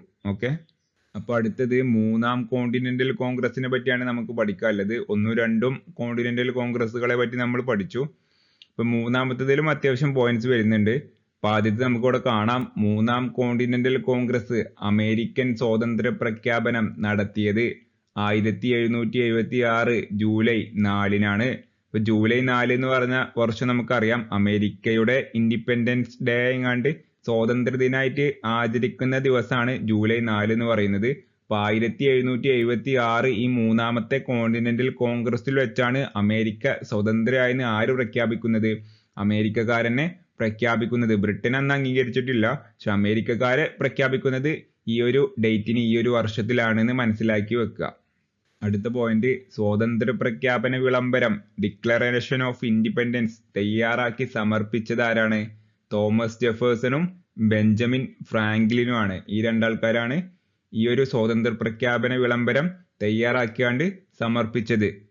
അടുത്ത പോയിന്റ്, സ്വാതന്ത്ര്യ പ്രഖ്യാപന വിളംബരത്തിന്റെ ശില്പി എന്നറിയപ്പെടുന്നത് ആരാണ്? തോമസ് ജെഫേഴ്സൺ മാത്രമാണ്. മറ്റേ തയ്യാറാക്കി സമർപ്പിച്ചത് തോമസ് ജെഫേഴ്സന്റോടൊപ്പം ബെഞ്ചമിൻ ഫ്രാങ്ക്ലിൻ കൂടി ഉണ്ട് എന്ന് മനസ്സിലാക്കുക. ഓക്കെ, ഇതൊക്കെ കാണാതെ തന്നെ പഠിക്കുന്നതാവും നല്ലത്. കൂടുതൽ ഇതിനെ പറ്റി ഒരുപാട് കഥയൊന്നും പറഞ്ഞ ടോപ്പിക് ഒരുപാട് ലെങ്ത് ആവും. അപ്പൊ അതുകൊണ്ട് അതിലേക്കൊന്നും പോകണമെന്നില്ല, ജസ്റ്റ് ഇത് പഠിച്ചാൽ മതി. അടുത്ത പോയിന്റ്, എല്ലാ മനുഷ്യരും തുല്യരായി സൃഷ്ടിക്കപ്പെട്ടിരിക്കുന്നു എന്നാണ് അമേരിക്കൻ സ്വാതന്ത്ര്യ പ്രഖ്യാപനം ആരംഭിക്കുന്നത്. ഇപ്പോ ആൾ മെൻ ആർ ക്രിയേറ്റഡ് ഈക്വൽ എന്നുള്ളൊരു വാക്കുകൊണ്ടാണ് അമേരിക്കയുടെ ആ ഒരു സ്വാതന്ത്ര്യ പ്രഖ്യാപനത്തിന്റെ ആദ്യ വരികളൊക്കെ വരുന്നത്. അപ്പൊ എല്ലാ മനുഷ്യരെന്ന് വേണമെങ്കിൽ അർത്ഥം കൊടുക്കാം, അല്ലെങ്കിൽ ആൾ മെൻ എന്ന് പറയുമ്പോൾ എല്ലാ ആണുങ്ങളെന്ന് വേണമെങ്കിൽ പറയാം. അപ്പൊ ആണുങ്ങളെടുത്താൽ തന്നെ എല്ലാവർക്കും ഒരേ രീതിയിലുള്ള അവകാശമൊന്നും അമേരിക്കയിൽ ഉണ്ടായിരുന്നില്ല. സ്ത്രീകൾക്കൊക്കെ വോട്ടിംഗ് അവകാശം പിന്നെയും ഒരുപാട് നൂറ്റാണ്ടുകൾ കഴിഞ്ഞിട്ടാണ് അമേരിക്കയിൽ വരുന്നത്. അപ്പോൾ പൂർണ്ണമായിട്ടുള്ളൊരു ഇക്വാലിറ്റി ഒന്നും വന്നിട്ടില്ല. പക്ഷെ എന്നിരുന്നാലും അന്നത്തെ കാലത്തെ സംബന്ധിച്ചിടത്തോളം അത്യാവശ്യം പുരോഗമനമായിട്ടുള്ളൊരു സെറ്റപ്പ് തന്നെയായിരുന്നു അമേരിക്കക്കാർ അന്ന് കൊടുത്തിരുന്നത് എന്ന് മനസ്സിലാക്കുക. ഓക്കെ, ഇപ്പം എല്ലാം തികഞ്ഞതാണെന്ന് നമുക്ക് പറയാൻ പറ്റൂല, പക്ഷെ എന്നാലും അത്യാവശ്യം അടിപൊളി ആയിരുന്നു എന്ന് മനസ്സിലാക്കുക. ഈ ഒരു ടോപ്പിക്കിലെ പ്രധാനപ്പെട്ട മറ്റ് ചില പോയിന്റ്സ് ആണ് ഈ കാണുന്നത്. ഇതിൽ ആദ്യത്തേത്, അമേരിക്കൻ സ്വാതന്ത്ര്യ സമരം നടക്കുമ്പോൾ ബ്രിട്ടനിലെ ഭരണാധികാരി ആരാണ്? ജോർജ് മൂന്നാമനാണ്. നമ്മൾ നേരത്തെ പറഞ്ഞു, രണ്ടാമത്തെ കോണ്ടിനെന്റൽ കോൺഗ്രസിൽ വെച്ചിട്ടാണ് ജോർജ് മൂന്നാമന് ഈ അമേരിക്കക്കാര് ഒലീവ് ബ്രാഞ്ച് പെറ്റീഷൻ എന്ന് പറഞ്ഞ ഒരു നിവേദനം കൊടുക്കുന്നതും ഇയാളത് കീറി എറിഞ്ഞുകൊണ്ട് അമേരിക്കക്കാരെ ചതിയന്മാരെന്ന് വിളിക്കുന്നതൊക്കെ നമ്മൾ ആ ഒരു കഥ അവിടെ പറഞ്ഞതാണ്. അപ്പോൾ ജോർജ് മൂന്നാമനാണ് അന്ന് ഇംഗ്ലണ്ടിലെ രാജാവ് എന്ന് മനസ്സിലാക്കുക. കാരണം അന്ന് ഇംഗ്ലണ്ടിന്റെ കോളനി, ബ്രിട്ടന്റെ കോളനിയായിരുന്നു ഏത്? അമേരിക്ക എന്ന് പറയുന്ന രാജ്യം. അപ്പോൾ ജോർജ് മൂന്നാമന്റെ കാലത്താണ് ബ്രിട്ടന് അമേരിക്ക എന്ന് പറയുന്ന അത്രയും പ്രധാനപ്പെട്ട ഒരു കോളനി നഷ്ടപ്പെട്ടത് എന്ന് കൂടി ഓർത്തു വെക്കുക. ഓക്കെ, അടുത്ത പോയിന്റ്, ഫ്രാൻസിലും മറ്റു രാജ്യങ്ങളിലും എത്തി അമേരിക്കൻ സ്വാതന്ത്ര്യ സമരത്തിന് സഹായം അഭ്യർത്ഥിച്ചത് ആരാണ്? ബെഞ്ചമിൻ ഫ്രാങ്ക്ലിൻ ആണ്.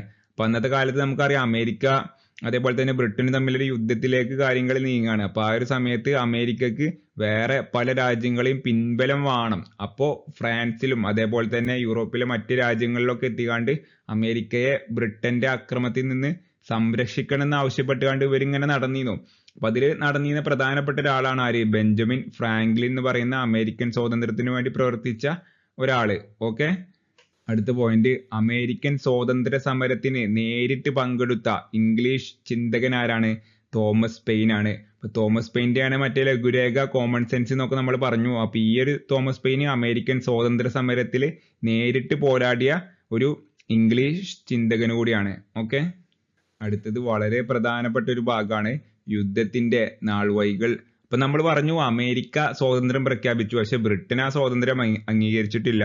അപ്പൊ എന്തായാലും ഇനി ഒരു യുദ്ധമാണ്, കനത്ത യുദ്ധം നടക്കണം. അപ്പൊ ആ യുദ്ധത്തിൽ അമേരിക്കക്കാർ വിജയിക്കുകയാണെന്നുണ്ടെങ്കിൽ അമേരിക്കക്കാർക്ക് സ്വാതന്ത്ര്യം കിട്ടും, അല്ലെങ്കിൽ ബ്രിട്ടൻ വിജയിക്കുകയാണെന്നുണ്ടെങ്കിൽ ബ്രിട്ടന്റെ കോളനി എങ്ങാണ്ട് അമേരിക്കക്ക് തുടരേണ്ടി വരും. അപ്പൊ ഇനി കാര്യങ്ങളൊക്കെ സമാധാനത്തിന്റെ ആ ഒരു ഭാഗമൊക്കെ കഴിഞ്ഞു. ഇനി യുദ്ധം എന്നുള്ള ഒറ്റത് കായികപരമായിട്ട് ആർക്കാണ് വിജയം കൈവരിക്കാൻ പറ്റുക നോക്കിയിട്ടാവും ഇനിയുള്ള തീരുമാനങ്ങളൊക്കെ നടക്കുന്നത്. ഇപ്പൊ നമുക്കിവിടെ കാണാം, സ്വാതന്ത്ര്യ പ്രഖ്യാപനത്തെ തുടർന്ന് അമേരിക്കൻ കോളനികളും ബ്രിട്ടനും തമ്മിൽ ആരംഭിച്ച യുദ്ധം അവസാനിച്ചത് 1781 ഒക്ടോബർ 19 ഈ ഒരു യുദ്ധം അവസാനിക്കുന്നത്. അപ്പോൾ ഒരുപാട് 2-3-4 വർഷം നീണ്ടു നിന്ന കനത്ത യുദ്ധമാണ് ആര്? ബ്രിട്ടനും അതേപോലെ തന്നെ അമേരിക്കക്കാരുടെ കോണ്ടിനെന്റൽ സൈന്യവും തമ്മിൽ നടക്കുന്നത്. അപ്പൊ ഇതിന്റെ ഭാഗമായിട്ട് ഒരുപാട് അമേരിക്കയിലെ ഒരുപാട് സ്ഥലങ്ങളിൽ വെച്ചുകൊണ്ട് കനത്ത യുദ്ധം, കരയിലും കടലിലും ഒക്കെ വെച്ചുകൊണ്ട് കനത്ത യുദ്ധം നടക്കുന്നുണ്ട്.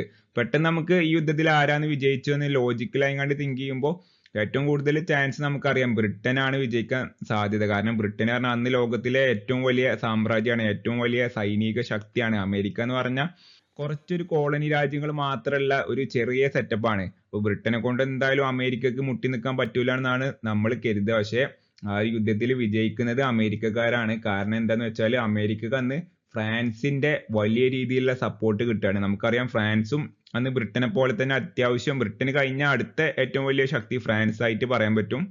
ഇപ്പൊ നമുക്കറിയാം ഇതിന്റെ ഈ ഒരു യുദ്ധമൊക്കെ നടക്കുന്നതിന്റെ ഏതാണ്ട് 10-30 വർഷങ്ങൾക്ക് മുന്നെയാണ് 7 Years വാർ നമ്മൾ പഠിച്ചത്. ആ ഒരു യുദ്ധത്തിൽ ബ്രിട്ടന് ഫ്രാൻസിനെ പരാജയപ്പെടുത്തുന്നുണ്ട്. അപ്പൊ ആ ഒരു പക, ആ ഒരു റിവെഞ്ച് ഫ്രാൻസിന്റെ മനസ്സിലുണ്ട്. അപ്പൊ ഇങ്ങനെ അമേരിക്കയും ബ്രിട്ടനും തമ്മിലൊരു യുദ്ധം ഉണ്ടായപ്പോൾ ഫ്രാൻസ് ആരാണ്? ശത്രുവിന്റെ ശത്രു മിത്രം എന്നുള്ള രീതിയിൽ അമേരിക്കക്കാരെ സപ്പോർട്ട് ചെയ്യാണ് ബ്രിട്ടനെതിരെ. അപ്പോൾ ഫ്രാൻസിന്റെ അത്രയും വലിയൊരു പിൻബലം ഉണ്ടായത് കൊണ്ട് മാത്രമാണ് എന്ത് അമേരിക്കക്ക് അന്ന് ആ ഒരു യുദ്ധം, സ്വാതന്ത്ര്യത്തിന് വേണ്ടിയുള്ള ആ ഒരു യുദ്ധം ബ്രിട്ടനെതിരെ വിജയിക്കാൻ പറ്റിയത് എന്ന് മനസ്സിലാക്കാം. അല്ലാന്നുണ്ടെങ്കിൽ അന്ന് അമേരിക്ക എന്തായാലും പരാജയപ്പെട്ടിരുന്നു. അങ്ങനെയാണെന്നുണ്ടെങ്കിൽ ഒരു പക്ഷേ ലോകത്തുനിന്ന് അമേരിക്ക എന്ന് പറയുന്ന ഒരു രാജ്യം തന്നെ ഉണ്ടായിരുന്നില്ല. ഓക്കെ, അപ്പൊ ഈ ഒരു യുദ്ധം 1781 ഒക്ടോബർ 19 അവസാനിക്കുന്നത്. കോണ്ടിനെന്റൽ സൈന്യത്തിന്റെ തലവനായ ജോർജ് വാഷിംഗ്ടൺ കോൺവാലിസ്റ്റ് പ്രഭുവിനെ യോർക്കിൽ വെച്ച് പരാജയപ്പെടുത്തി. ഇപ്പൊ ന്യൂയോർക്കിൽ വെച്ചുകാണ്ട് അല്ലെങ്കിൽ യോർക്ക് എന്ന് പറഞ്ഞൊരു ടൗണിൽ വെച്ചുകാണ്ട് അവസാനഘട്ട യുദ്ധത്തിൽ ആര് വിജയിക്കാണ്? ജോർജ് വാഷിംഗ്ടണിന്റെ കോണ്ടിനെന്റൽ സൈന്യം വിജയിക്കാണ്, ബ്രിട്ടീഷ് സൈന്യത്തെ പരാജയപ്പെടുത്താണ്. ഓക്കെ, അടുത്ത പോയിന്റ്, ബ്രിട്ടീഷ് അമേരിക്കൻ കോളനി യുദ്ധത്തിലെ ബ്രിട്ടീഷ് സൈന്യാധിപൻ ആരാണ്? കോൺവാലിസ് പ്രഭുവാണ്.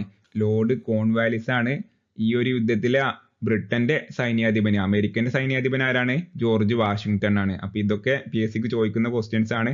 അപ്പൊ എന്തായാലും ചരിത്രത്തിലെ വളരെ പ്രധാനപ്പെട്ട ഒരു യുദ്ധമായിരുന്നു ഇത്. അതിൽ ആരാണ് ജയിക്കുന്നത്? ഫ്രാൻസിന്റെ സഹായത്തോടെ അമേരിക്കയാണ്. വളരെ ഇൻട്രസ്റ്റിംഗ് ആയിട്ടുള്ള ഒരുപാട് യുദ്ധത്തിന്റെ കഥകളൊക്കെ ഉണ്ട്. അതൊന്നും പിന്നെ നമ്മൾ ടോപ്പിക്കിൽ അത്ര ഇമ്പോർട്ടന്റ് അല്ലാത്തതുകൊണ്ട് അതിലേക്കൊന്നും പോകുന്നില്ല. അപ്പോൾ അതൊക്കെ നിങ്ങൾക്ക് വേണമെങ്കിൽ യൂട്യൂബിലും പല ബുക്സും കാര്യങ്ങളൊക്കെ ഉണ്ട്, അതൊക്കെ റെഫർ ചെയ്യാവുന്നതാണ്. PSC ക്ക് എന്തായാലും അതൊന്നും ചോദിക്കൂല, വെറുതെ താല്പര്യം ഉണ്ടെങ്കിൽ നോക്കാവുന്നതാണ്.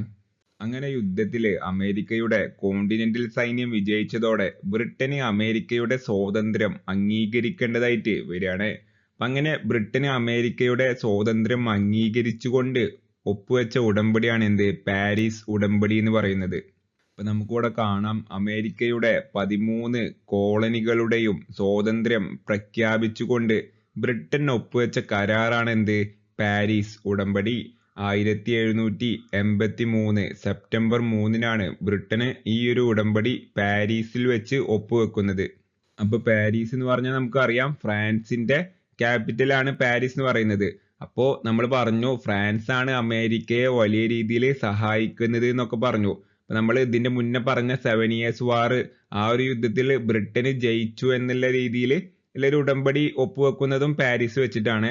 അപ്പൊ അതിനൊക്കെ ഉള്ള ഒരു പ്രതികാരമായിട്ട്, ഒരു മധുര പ്രതികാരം എന്നുള്ള രീതിയിൽ നമുക്ക് പറയാൻ പറ്റും ഈ ഒരു പാരീസ് ഉടമ്പടിയെ. കാരണം ഫ്രാൻസിന്റെ സഹായത്തോടാണ് അമേരിക്ക ജയിക്കുന്നത്. അതുകൊണ്ട് തന്നെ സപ്തവത്സര യുദ്ധത്തിലെ 7 Years വാറില് ഫ്രാൻസിനേറ്റ പരാജയത്തിന് ബ്രിട്ടനോട് ഫ്രാൻസ് അമേരിക്കയെ വെച്ചുകൊണ്ട് മധുരമായിട്ടൊരു പ്രതികാരം ചെയ്തു നമുക്ക് ആണെങ്കിൽ പറയാൻ പറ്റും ഈ ഒരു ഉടമ്പടിയെ വെച്ചുകൊണ്ട്.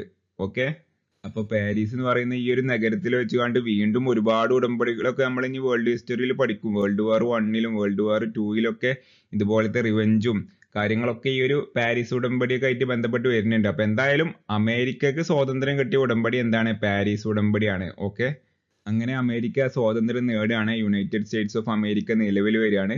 അപ്പോ അമേരിക്കൻ ഐക്യനാടുകളുടെ ആദ്യത്തെ പ്രസിഡന്റ് ആയിങ്ങാണ്ട് ആരെ തെരഞ്ഞെടുക്കുകയാണ്? ജോർജ് വാഷിംഗ്ടണിനെ തെരഞ്ഞെടുക്കുകയാണ്.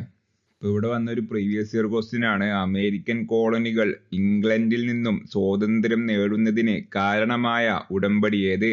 ഏതാണ് ഉടമ്പടി? നമുക്കറിയാം പാരീസ് ഉടമ്പടിയാണ്. മോസ്കോ ഉടമ്പടിയും വേഴ്സായി ഉടമ്പടിയും ഒന്നല്ല, ബോസ്റ്റൺ ഉടമ്പടി അല്ല.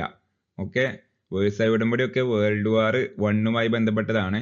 ബോസ്റ്റൺ ഉടമ്പടി എന്ന് പറഞ്ഞ ഉടമ്പടി തന്നെ അങ്ങനെ കേട്ടിട്ടില്ല. അപ്പൊ എന്തായാലും പാരീസ് ഉടമ്പടിയാണ് ആൻസർ ആയിട്ട് വരുന്നത്. അങ്ങനെ സ്വാതന്ത്ര്യം നേടി ലോകത്തിലെ ആദ്യത്തെ ജനാധിപത്യ രാജ്യമായി നിലവിൽ വന്ന അമേരിക്കക്ക് അവരൊരു ഭരണഘടന ഉണ്ടാക്കുകയാണ്. അമേരിക്കൻ ഭരണഘടന നിലവിൽ വന്നത് എന്നാണ്? 1759-ലാണ്. ലോകത്തിലെ ആദ്യത്തെ ലിഖിത ഭരണഘടനയാണ് ഏത്? അമേരിക്കൻ ഭരണഘടന. ലോകത്തിലെ ഏറ്റവും ചെറിയ ലിഖിത ഭരണഘടനയാണ് ഏത്? അമേരിക്കൻ ഭരണഘടന. ലോകത്തിലെ ഏറ്റവും വലിയ ലിഖിത ഭരണഘടന ഏതാ നമുക്കറിയാം, നമ്മുടെ ഇന്ത്യയുടെ ഭരണഘടനയാണ്. ഏറ്റവും ചെറുതാണ് അമേരിക്കന്റെ. അമേരിക്കൻ ഭരണഘടനയിലെ ആദ്യ 10 ഭേദഗതികൾ അറിയപ്പെടുന്നത് ബിൽ ഓഫ് റൈറ്റ്സ്, അവകാശ നിയമം എന്നാണ്. അമേരിക്കൻ ഭരണഘടനയിലെ ആദ്യത്തെ 10 ഭേദഗതികൾ വളരെ ഇമ്പോർട്ടന്റ് ആണ്, അറിയപ്പെടുന്നത് അങ്ങനെയാണ്. അമേരിക്കൻ ഭരണഘടനയുടെ പിതാവ് എന്നറിയപ്പെടുന്നത് ആരാണ്? ജെയിംസ് മാഡിസൺ ആണ്. അമേരിക്കയുടെ പിതാവ് എന്നൊക്കെ നമുക്ക് ജോർജ് വാഷിംഗ്ടണിനെ പറയാൻ പറ്റും. പക്ഷെ അമേരിക്കൻ ഭരണഘടനയുടെ പിതാവ് ആരാണ്? ജെയിംസ് മാഡിസൺ ആണ്. ഇവിടെ 2023 ചോദിച്ച ഒരു പ്രീവിയസ് ഇയർ ക്വസ്റ്റ്യൻ ആണ്, കുറച്ച് കൺഫ്യൂസിംഗ് ആയിട്ടുള്ള ക്വസ്റ്റ്യൻ ആണ്. അമേരിക്കൻ ഭരണഘടന തയ്യാറാക്കുന്നതിന് ചേർന്ന ഭരണഘടനാ കൺവെൻഷന് നേതൃത്വം നൽകിയത് ആരാണ് എന്നാണ് ക്വസ്റ്റ്യൻ. ഇപ്പോൾ ആരാണ്? ജെയിംസ് മാഡിസൺ പിതാവാണ്, പക്ഷെ അയാളല്ല ഇതിന് നേതൃത്വം കൊടുത്തത്. ജോൺ ലോക്ക് അന്നത്തെ ഒരു ചിന്തകനാണ്, പക്ഷെ അയാളും അല്ല. തോമസ് പെയിനും അല്ല. അന്നത്തെ പിന്നീട് അമേരിക്കന്റെ ഒക്കെ പ്രസിഡന്റായി മാറിയ ജോർജ് വാഷിംഗ്ടൺ ആണ് ഈ ഒരു അമേരിക്കൻ ഭരണഘടന തയ്യാറാക്കുന്നതിന് ചേർന്ന ഭരണഘടനാ കൺവെൻഷന് നേതൃത്വം നൽകിയത് ആരാണ്? ജോർജ് വാഷിംഗ്ടൺ ആണെന്ന് ഓർത്തു വെക്കുക. അത് അത്യാവശ്യം ടഫ് ആയിട്ടുള്ളൊരു ക്വസ്റ്റ്യൻ ആണ്. അടുത്തത് നമുക്ക് ഈ ഒരു ടോപ്പിക്കിൽ സ്റ്റാച്യു ഓഫ് ലിബർട്ടിനെ പറ്റി കൂടെ പഠിക്കാൻ വേണ്ടിയിട്ട് വരുന്നുണ്ട്. അപ്പൊ ഈ ഒരു പ്രതിമ എല്ലാവരും കണ്ടിട്ടുണ്ടാവും. അമേരിക്കയുടെ ന്യൂയോർക്കിൽ നമുക്ക് കാണാൻ പറ്റിയ ഒരു പ്രതിമയാണ്. ഒരുപാട് സിനിമകളിലും ഫോട്ടോസിലും ഒക്കെ നമ്മൾ കണ്ടിട്ടുണ്ടാവും. അത്രയും പോപ്പുലർ ആയിട്ടുള്ള സ്റ്റാച്യു ഓഫ് ലിബർട്ടി എന്ന് പറഞ്ഞ ഒരു പ്രതിമയാണിത്. അപ്പോൾ അമേരിക്കൻ സ്വാതന്ത്ര്യ പ്രഖ്യാപനത്തിന്റെ പ്രതീകമാണ് ഇത്. ഈ ഒരു പ്രതിമ സ്ഥിതി ചെയ്യുന്നത് എവിടെയാണ്? ന്യൂയോർക്കിലാണ്. ശില്പി ആരാണ്? ഫെഡറിക് അഗസ്റ്റെ ബൾത്തോൾഡിയാണ് ഇതിന്റെ ശില്പിയായിട്ട് വരുന്നത്. ആദ്യകാല പേര് എൻലൈറ്റനിങ് ദി വേൾഡ് എന്നാണ് ആദ്യത്തെ പേര്. പിന്നെയാണ് പേര് മാറ്റിയിട്ട് സ്റ്റാച്യു ഓഫ് ലിബർട്ടി എന്നാക്കുന്നത്. സമർപ്പിച്ച രാജ്യം ഏതാണ്? ഫ്രാൻസ് ആണ് 1886.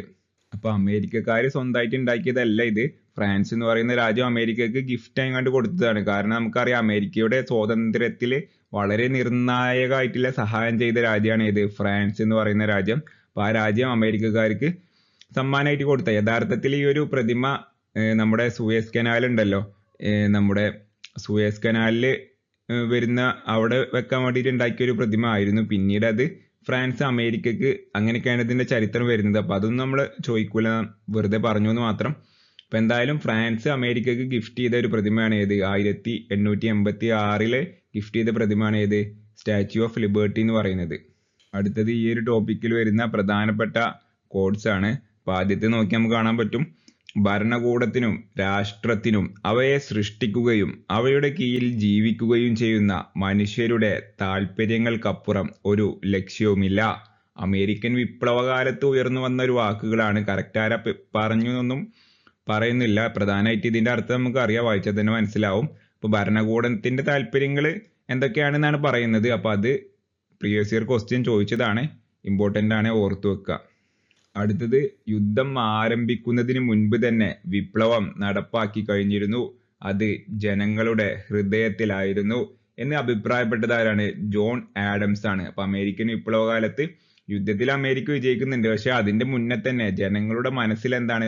അമേരിക്കക്ക് സ്വാതന്ത്ര്യം വേണമെന്നുള്ളൊരു ആശയം, ആ ഒരു ആശയം മുളച്ചു വന്നുകാണ്ട് ജനങ്ങളുടെ മനസ്സിൽ ആ ഒരു വിപ്ലവം നടന്നു കഴിഞ്ഞിരുന്നു. അതുകൊണ്ടാണ് അമേരിക്കക്ക് ഇത്രയും പെട്ടെന്ന് തന്നെ ഈ ഒരു വിജയം കൈവരിക്കാൻ പറ്റിയെന്നാണ് ജോൺ ആഡംസ് ഈ ഒരു പ്രസ്താവനയിലൂടെ ഉദ്ദേശിക്കുന്നത്. അടുത്തത്, ഏതെങ്കിലും ഒരു വിദേശ ശക്തിക്ക് ഈ വൻകര ദീർഘകാലം കീഴടക്കി കഴിയാമെന്ന് യുക്തിക്ക് നിരക്കുന്നതല്ല. തോമസ് പെയിൻ ആണ് പറഞ്ഞത്. നമുക്കറിയാം തോമസ് പെയിന്റെയാണ് എന്ത്? കോമൺ സെൻസ് എന്ന് പറയുന്ന ആ ഒരു ലഘുരേഖയൊക്കെ ആരാണ്? തോമസ് പെയിൻ എഴുതിയാണ്. അപ്പൊ തോമസ് പെയിന്റെ വേറൊരു വാക്കാണ് ഏതെങ്കിലും ഒരു വിദേശ ശക്തിക്ക്. നമുക്കറിയാം ഫ്രാൻസ് അതേപോലെ തന്നെ ബ്രിട്ടനൊക്കെയാണ് അമേരിക്കൻ കോളനി ആക്കി വെച്ചിരുന്നത്. അപ്പോ ഒരു വിദേശത്ത് അപ്പുറത്ത്, ഒരു അറ്റ്ലാന്റിക് സമുദ്രത്തിന്റെ അപ്പുറത്ത് നിന്ന് കണ്ട് ഒരു വൈദേശിക ശക്തിക്ക് അമേരിക്ക എന്ന് പറയുന്ന വേറൊരു ഭൂഖണ്ഡത്തിലെ കാര്യങ്ങളൊന്നും നിയന്ത്രിക്കാൻ അധികകാലം അത് മുന്നോട്ട് കൊണ്ടുപോകാൻ പറ്റൂല എന്നാണ് ആര് പറയുന്നത്? തോമസ് പെയിന് ഈ ഒരു വിപ്ലവകാലത്ത് പറഞ്ഞ വാക്കാണിത്. ഏറ്റവും അവസാനത്തേത്, മനുഷ്യന് ചില മൗലിക അവകാശങ്ങളുണ്ട്, അതിനെ ഹനിക്കാൻ ഒരു ഗവൺമെന്റിനും അവകാശമില്ല എന്ന് അഭിപ്രായപ്പെട്ട ഇംഗ്ലീഷ് തത്വചിന്തകനാണ് ആര്? ജോൺ ലോക്ക് എന്ന് പറയുന്നത്. ജോൺ ലോക്ക് അന്നത്തെ കാലത്ത് വളരെ പ്രധാനപ്പെട്ട ഒരു ചിന്തകനാണ്. ഇയാളുടെ അഭിപ്രായത്തിൽ മനുഷ്യന് ചില മൗലിക അവകാശങ്ങളുണ്ട്. നമുക്കറിയാം ഈ അമേരിക്കൻ സ്വാതന്ത്ര്യത്തിനും വിപ്ലവത്തിനും ഒക്കെ കാരണമായി തീർന്നത് എന്താ? ബ്രിട്ടന്റെ അന്നത്തെ ചൂഷണങ്ങളാണ്. മനുഷ്യന്മാർക്ക് ഒരു അവകാശം കൊടുക്കാതെ കോളനി രാജ്യത്തെ പ്രജകളൊക്കെ രണ്ടാംകട പൗരന്മാരെ കണ്ടുകൊണ്ടാണ് ഇങ്ങനെ ഒരു പ്രശ്നങ്ങളൊക്കെ ഉണ്ടായത്. അപ്പൊ അന്നത്തെ കാലത്ത് ജോൺ ലോക്കിന്റെ അഭിപ്രായമാണ് ഈ പറയുന്നത്. അപ്പൊ എന്തായാലും ഇത്തരം ചിന്തകരും ഇത്തരം കോട്ടുകളും ഇത്തരം പ്രസ്താവനകളൊക്കെ ആണ് അമേരിക്കയുടെ ആ ഒരു വിപ്ലവത്തിന് അല്ലെങ്കിൽ ആ ഒരു സ്വാതന്ത്ര്യ സമരത്തിന് ഊർജം പകർന്നത് എന്ന് നമ്മൾ മനസ്സിലാക്കുക. ഇതൊക്കെ എക്സാമിനും ചോദിക്കാവുന്ന ക്വസ്റ്റ്യൻസ് ആണ്, ചോദിച്ചിട്ടുള്ള ക്വസ്റ്റ്യൻസ് ആണ്. ഇതിൽ വരുന്ന ഒരു പ്രീവിയസ് ഇയർ ക്വസ്റ്റ്യൻ ആണ്, ഭരണകൂടത്തിനും രാഷ്ട്രത്തിനും അവയെ സൃഷ്ടിക്കുകയും അവരുടെ കീഴിൽ ജീവിക്കുകയും ചെയ്യുന്ന മനുഷ്യരുടെ താല്പര്യങ്ങൾക്കപ്പുറം ഒരു ലക്ഷ്യവുമില്ല. ഈ വാക്കുകൾ ഏത് സ്വാതന്ത്ര്യ സമരകാലത്ത് ഉയർന്നു വന്നതാകുന്നു? ഏത് സ്വാതന്ത്ര്യ സമരകാലത്താണ്? റഷ്യയാണോ, ഫ്രാൻസ് ആണോ, അമേരിക്ക ആണോ, ചൈനയാണോ? നമ്മളിപ്പോ നോക്കിയിട്ടുള്ളൂ. അമേരിക്കൻ സ്വാതന്ത്ര്യ സമരകാലത്ത് ഉയർന്നു വന്ന മുദ്രാവാക്യാണ് ഈ കാണുന്നത്. അടുത്ത ക്വസ്റ്റ്യന് സ്റ്റേറ്റ്മെന്റ് ക്വസ്റ്റ്യൻ ആണ്. 2024 ചോദിച്ച, കഴിഞ്ഞ വർഷം ചോദിച്ച ക്വസ്റ്റ്യൻ ആണ്. അപ്പോൾ ഇപ്പോഴൊക്കെ ഏറ്റവും കൂടുതൽ ഈ രീതിയിലുള്ള ചോദ്യങ്ങളാണ് ചോദിക്കാറുള്ളത്. അപ്പോൾ ടോപ്പിക്കിനെ പറ്റി വെറുതെ കാണപ്പാഠം പഠിച്ചാലൊന്നും ഇത്തരം ക്വസ്റ്റ്യങ്ങളൊന്നും ഒരാൾക്കും ആൻസർ ചെയ്യാൻ പറ്റൂല. ഡീപ്പായിങ്ങാണ്ട് ടോപ്പിക്കിന്റെ ആ ഒരു കണ്ടന്റ് മനസ്സിലാക്കിയാണ്ട് പഠിച്ച ആൾക്കാർക്ക് എന്നാൽ വളരെ സിമ്പിൾ ആയിങ്ങാണ്ട് ആൻസർ ചെയ്യാൻ പറ്റിയ ക്വസ്റ്റ്യൻ ആണ്. ഇപ്പൊ നിങ്ങൾ ഇത്രയും നേരം ഈ ക്ലാസ് കണ്ടിട്ടുണ്ടെന്നുണ്ടെങ്കിൽ വളരെ സിമ്പിൾ ആയിങ്ങാണ്ട് ഇപ്പൊ ആൻസർ ചെയ്യാൻ പറ്റുന്നുണ്ടാവും. അപ്പൊ ക്വസ്റ്റ്യൻ എന്താന്ന് നോക്കിയാല്, താഴെ കൊടുത്തിരിക്കുന്ന സംഭവങ്ങൾ കാലക്രമണ അടിസ്ഥാനത്തിൽ രേഖപ്പെടുത്തുക. അപ്പൊ കാലഗണന ക്രമം എന്ന് പറഞ്ഞാൽ നമുക്കറിയാം ഒരു ഓർഡറിൽ, ഒരു ക്രൊണോളജിക്കൽ ഓർഡറിൽ രേഖപ്പെടുത്താനാണ് പറയുന്നത്. ഏറ്റവും ആദ്യം അമേരിക്കൻ വിപ്ലവവുമായി നടന്ന സംഭവം ഏതാണ്, പിന്നെ ഏതാണ് നടന്നതെന്നൊക്കെയാണ് ചോദിക്കുന്നത്. ഇപ്പോൾ ഓപ്ഷൻസ് നമുക്ക് കാണാൻ പറ്റും. അമേരിക്കൻ സ്വാതന്ത്ര്യ പ്രഖ്യാപനം, ബോസ്റ്റൺ ടീ പാർട്ടി, പാരീസ് ഉടമ്പടി, ഒന്നാം കോണ്ടിനെന്റൽ കോൺഗ്രസ്. ഇതിലേതാണ് ഏറ്റവും ആദ്യം നടന്നത് നോക്കിയാൽ നമുക്കറിയാം. ഈ ഒരു കാര്യങ്ങളിൽ വെച്ചുകൊണ്ട് ഏറ്റവും ആദ്യം നടക്കുന്നത് ബോസ്റ്റൺ ടീ പാർട്ടിയാണ്. നമുക്കറിയാം ബോസ്റ്റൺ ടീ പാർട്ടിയാണ് അമേരിക്കൻ സ്വാതന്ത്ര്യത്തിന്റെ ഒരു തുടക്കമായിട്ട് നമുക്ക് പറയുന്ന ഒരു കാര്യം എന്ന് പറയുന്നത്. പിന്നീട് നടന്നത് നമുക്കറിയാം കോണ്ടിനെന്റൽ സമ്മേളനങ്ങളാണ് അതേ തുടർന്ന് നടക്കുന്നത്. അപ്പൊ ഒന്നാം കോണ്ടിനെന്റൽ സമ്മേളനങ്ങളാണ് അടുത്തത്. പിന്നീടാണ് എന്ത് നടക്കുന്നത്, അമേരിക്കയുടെ സ്വാതന്ത്ര്യ പ്രഖ്യാപനം നടത്തുന്നത്. അപ്പൊ അതിനുശേഷമാണ് എന്ത് യുദ്ധം നടക്കുന്നതും യുദ്ധത്തിൽ അമേരിക്ക ജയിക്കുന്നതും പാരീസ് ഉടമ്പടി ഒപ്പുവെക്കുന്നതും. ഓക്കെ, ഇപ്പൊ നമുക്കിവിടെ കാണാം ഏറ്റവും ആദ്യം രണ്ടാമത്തെ പോയിന്റ് ആണ്, പിന്നെ നാലാമത്തെ പോയിന്റ് 2, 4, 1, 3. ഇപ്പൊ 2, 4, 1, 3 ഏതാണ് ഓപ്ഷൻ? 2, 4, 1, 3 ഓപ്ഷൻ സി ആയിരിക്കും ആൻസർ. അതെ, ഓപ്ഷൻ സി ആണ് ആൻസർ ആയിട്ട് വരുന്നത്. അപ്പൊ ഇത്തരം ക്വസ്റ്റ്യങ്ങളൊക്കെയാണ് ഇപ്പൊ കൂടുതൽ ചോദിക്കാറ്. അപ്പോ ടോപ്പിക്കിന് അതിന്റെ ഒരു കണ്ടന്റ്, അതിന്റെ രാഷ്ട്രീയം, അതിന്റെ ഒരു ചരിത്രം മനസ്സിലാക്കി തന്നെ പഠിക്കാൻ വേണ്ടിയിട്ട് ശ്രമിക്കുക.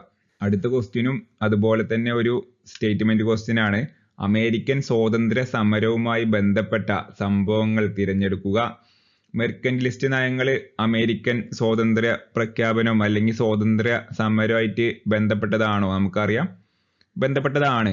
ടെന്നീസ് കോർട്ട് പ്രതിജ്ഞ ബന്ധപ്പെട്ടതല്ല, അത് ഫ്രഞ്ച് വിപ്ലവമായിട്ട് ബന്ധപ്പെട്ടതാണ്. കോണ്ടിനെന്റൽ സമ്മേളനങ്ങൾ ബന്ധപ്പെട്ടതാണ്, നമുക്കറിയാം.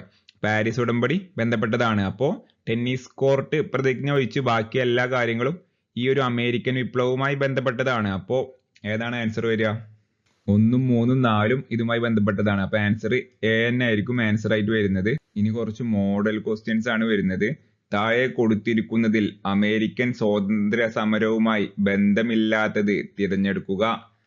ഇപ്പൊ ഏതാണ് ബന്ധമില്ലാത്തത്? പഞ്ചസാര നിയമം ബന്ധമുണ്ട്, നമുക്കറിയാം. ടീ ആക്ടും ബന്ധമുണ്ട്, നമുക്കറിയാം. കറുപ്പ് നിയമം ബന്ധമുണ്ടോ?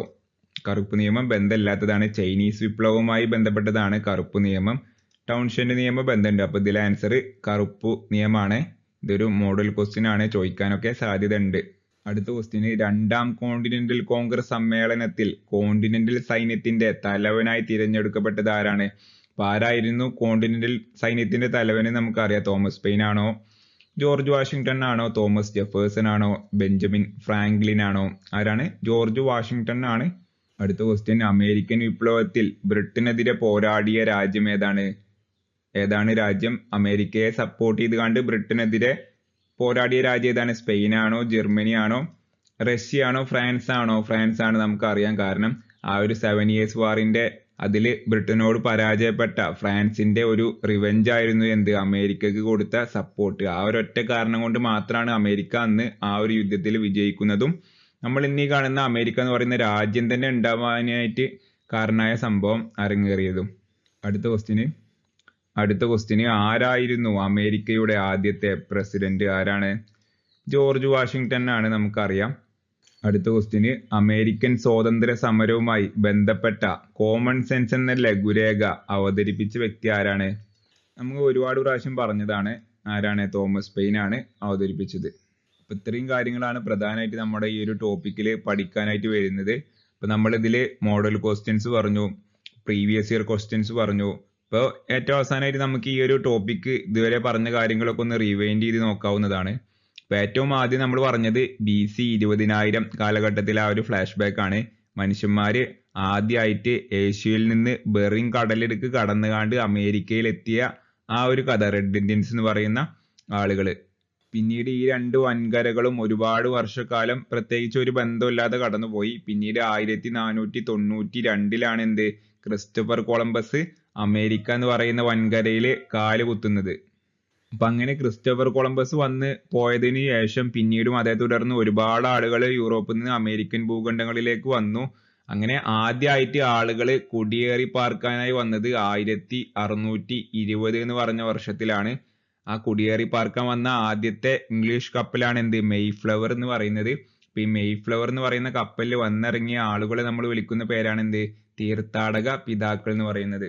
അങ്ങനെ തീർത്ഥാടക പിതാക്കളെ തുടർന്ന് വീണ്ടും ഒരുപാട് ആളുകൾ അമേരിക്കൻ ഭൂഖണ്ഡത്തിലേക്ക് പുതിയൊരു ജീവിതം സ്വപ്നം കണ്ടുകൊണ്ട് വന്നു. അപ്പൊ അങ്ങനെ 1700 ആയപ്പോഴേക്കും 18ാം നൂറ്റാണ്ടായപ്പോഴേക്കും 13 കോളനികൾ അമേരിക്കക്ക് ഈ ഒരു സ്ഥലത്തുണ്ടായി. നമുക്ക് ഈ മാപ്പ് കണ്ടാൽ അറിയാം, ഈ ഒരു റെഡ് നിറത്തിൽ കാണുന്നതാണ് അമേരിക്കൻ. വടക്കേ അമേരിക്കയുടെ കിഴക്കേ തീരത്താണ് ആർക്ക് കോളനികൾ ഉണ്ടായിരുന്നത്? ബ്രിട്ടന് അല്ലെങ്കിൽ ഇംഗ്ലണ്ടിന് കോളനികൾ ഉണ്ടായിരുന്നത്.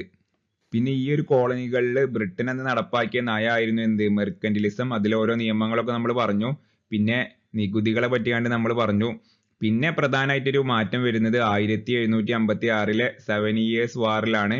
സപ്തവത്സര യുദ്ധത്തിൽ ആരാണ്? ഫ്രാൻസ് പരാജയപ്പെട്ടതോടെ ബ്രിട്ടൻ വിജയിക്കുകയാണ്.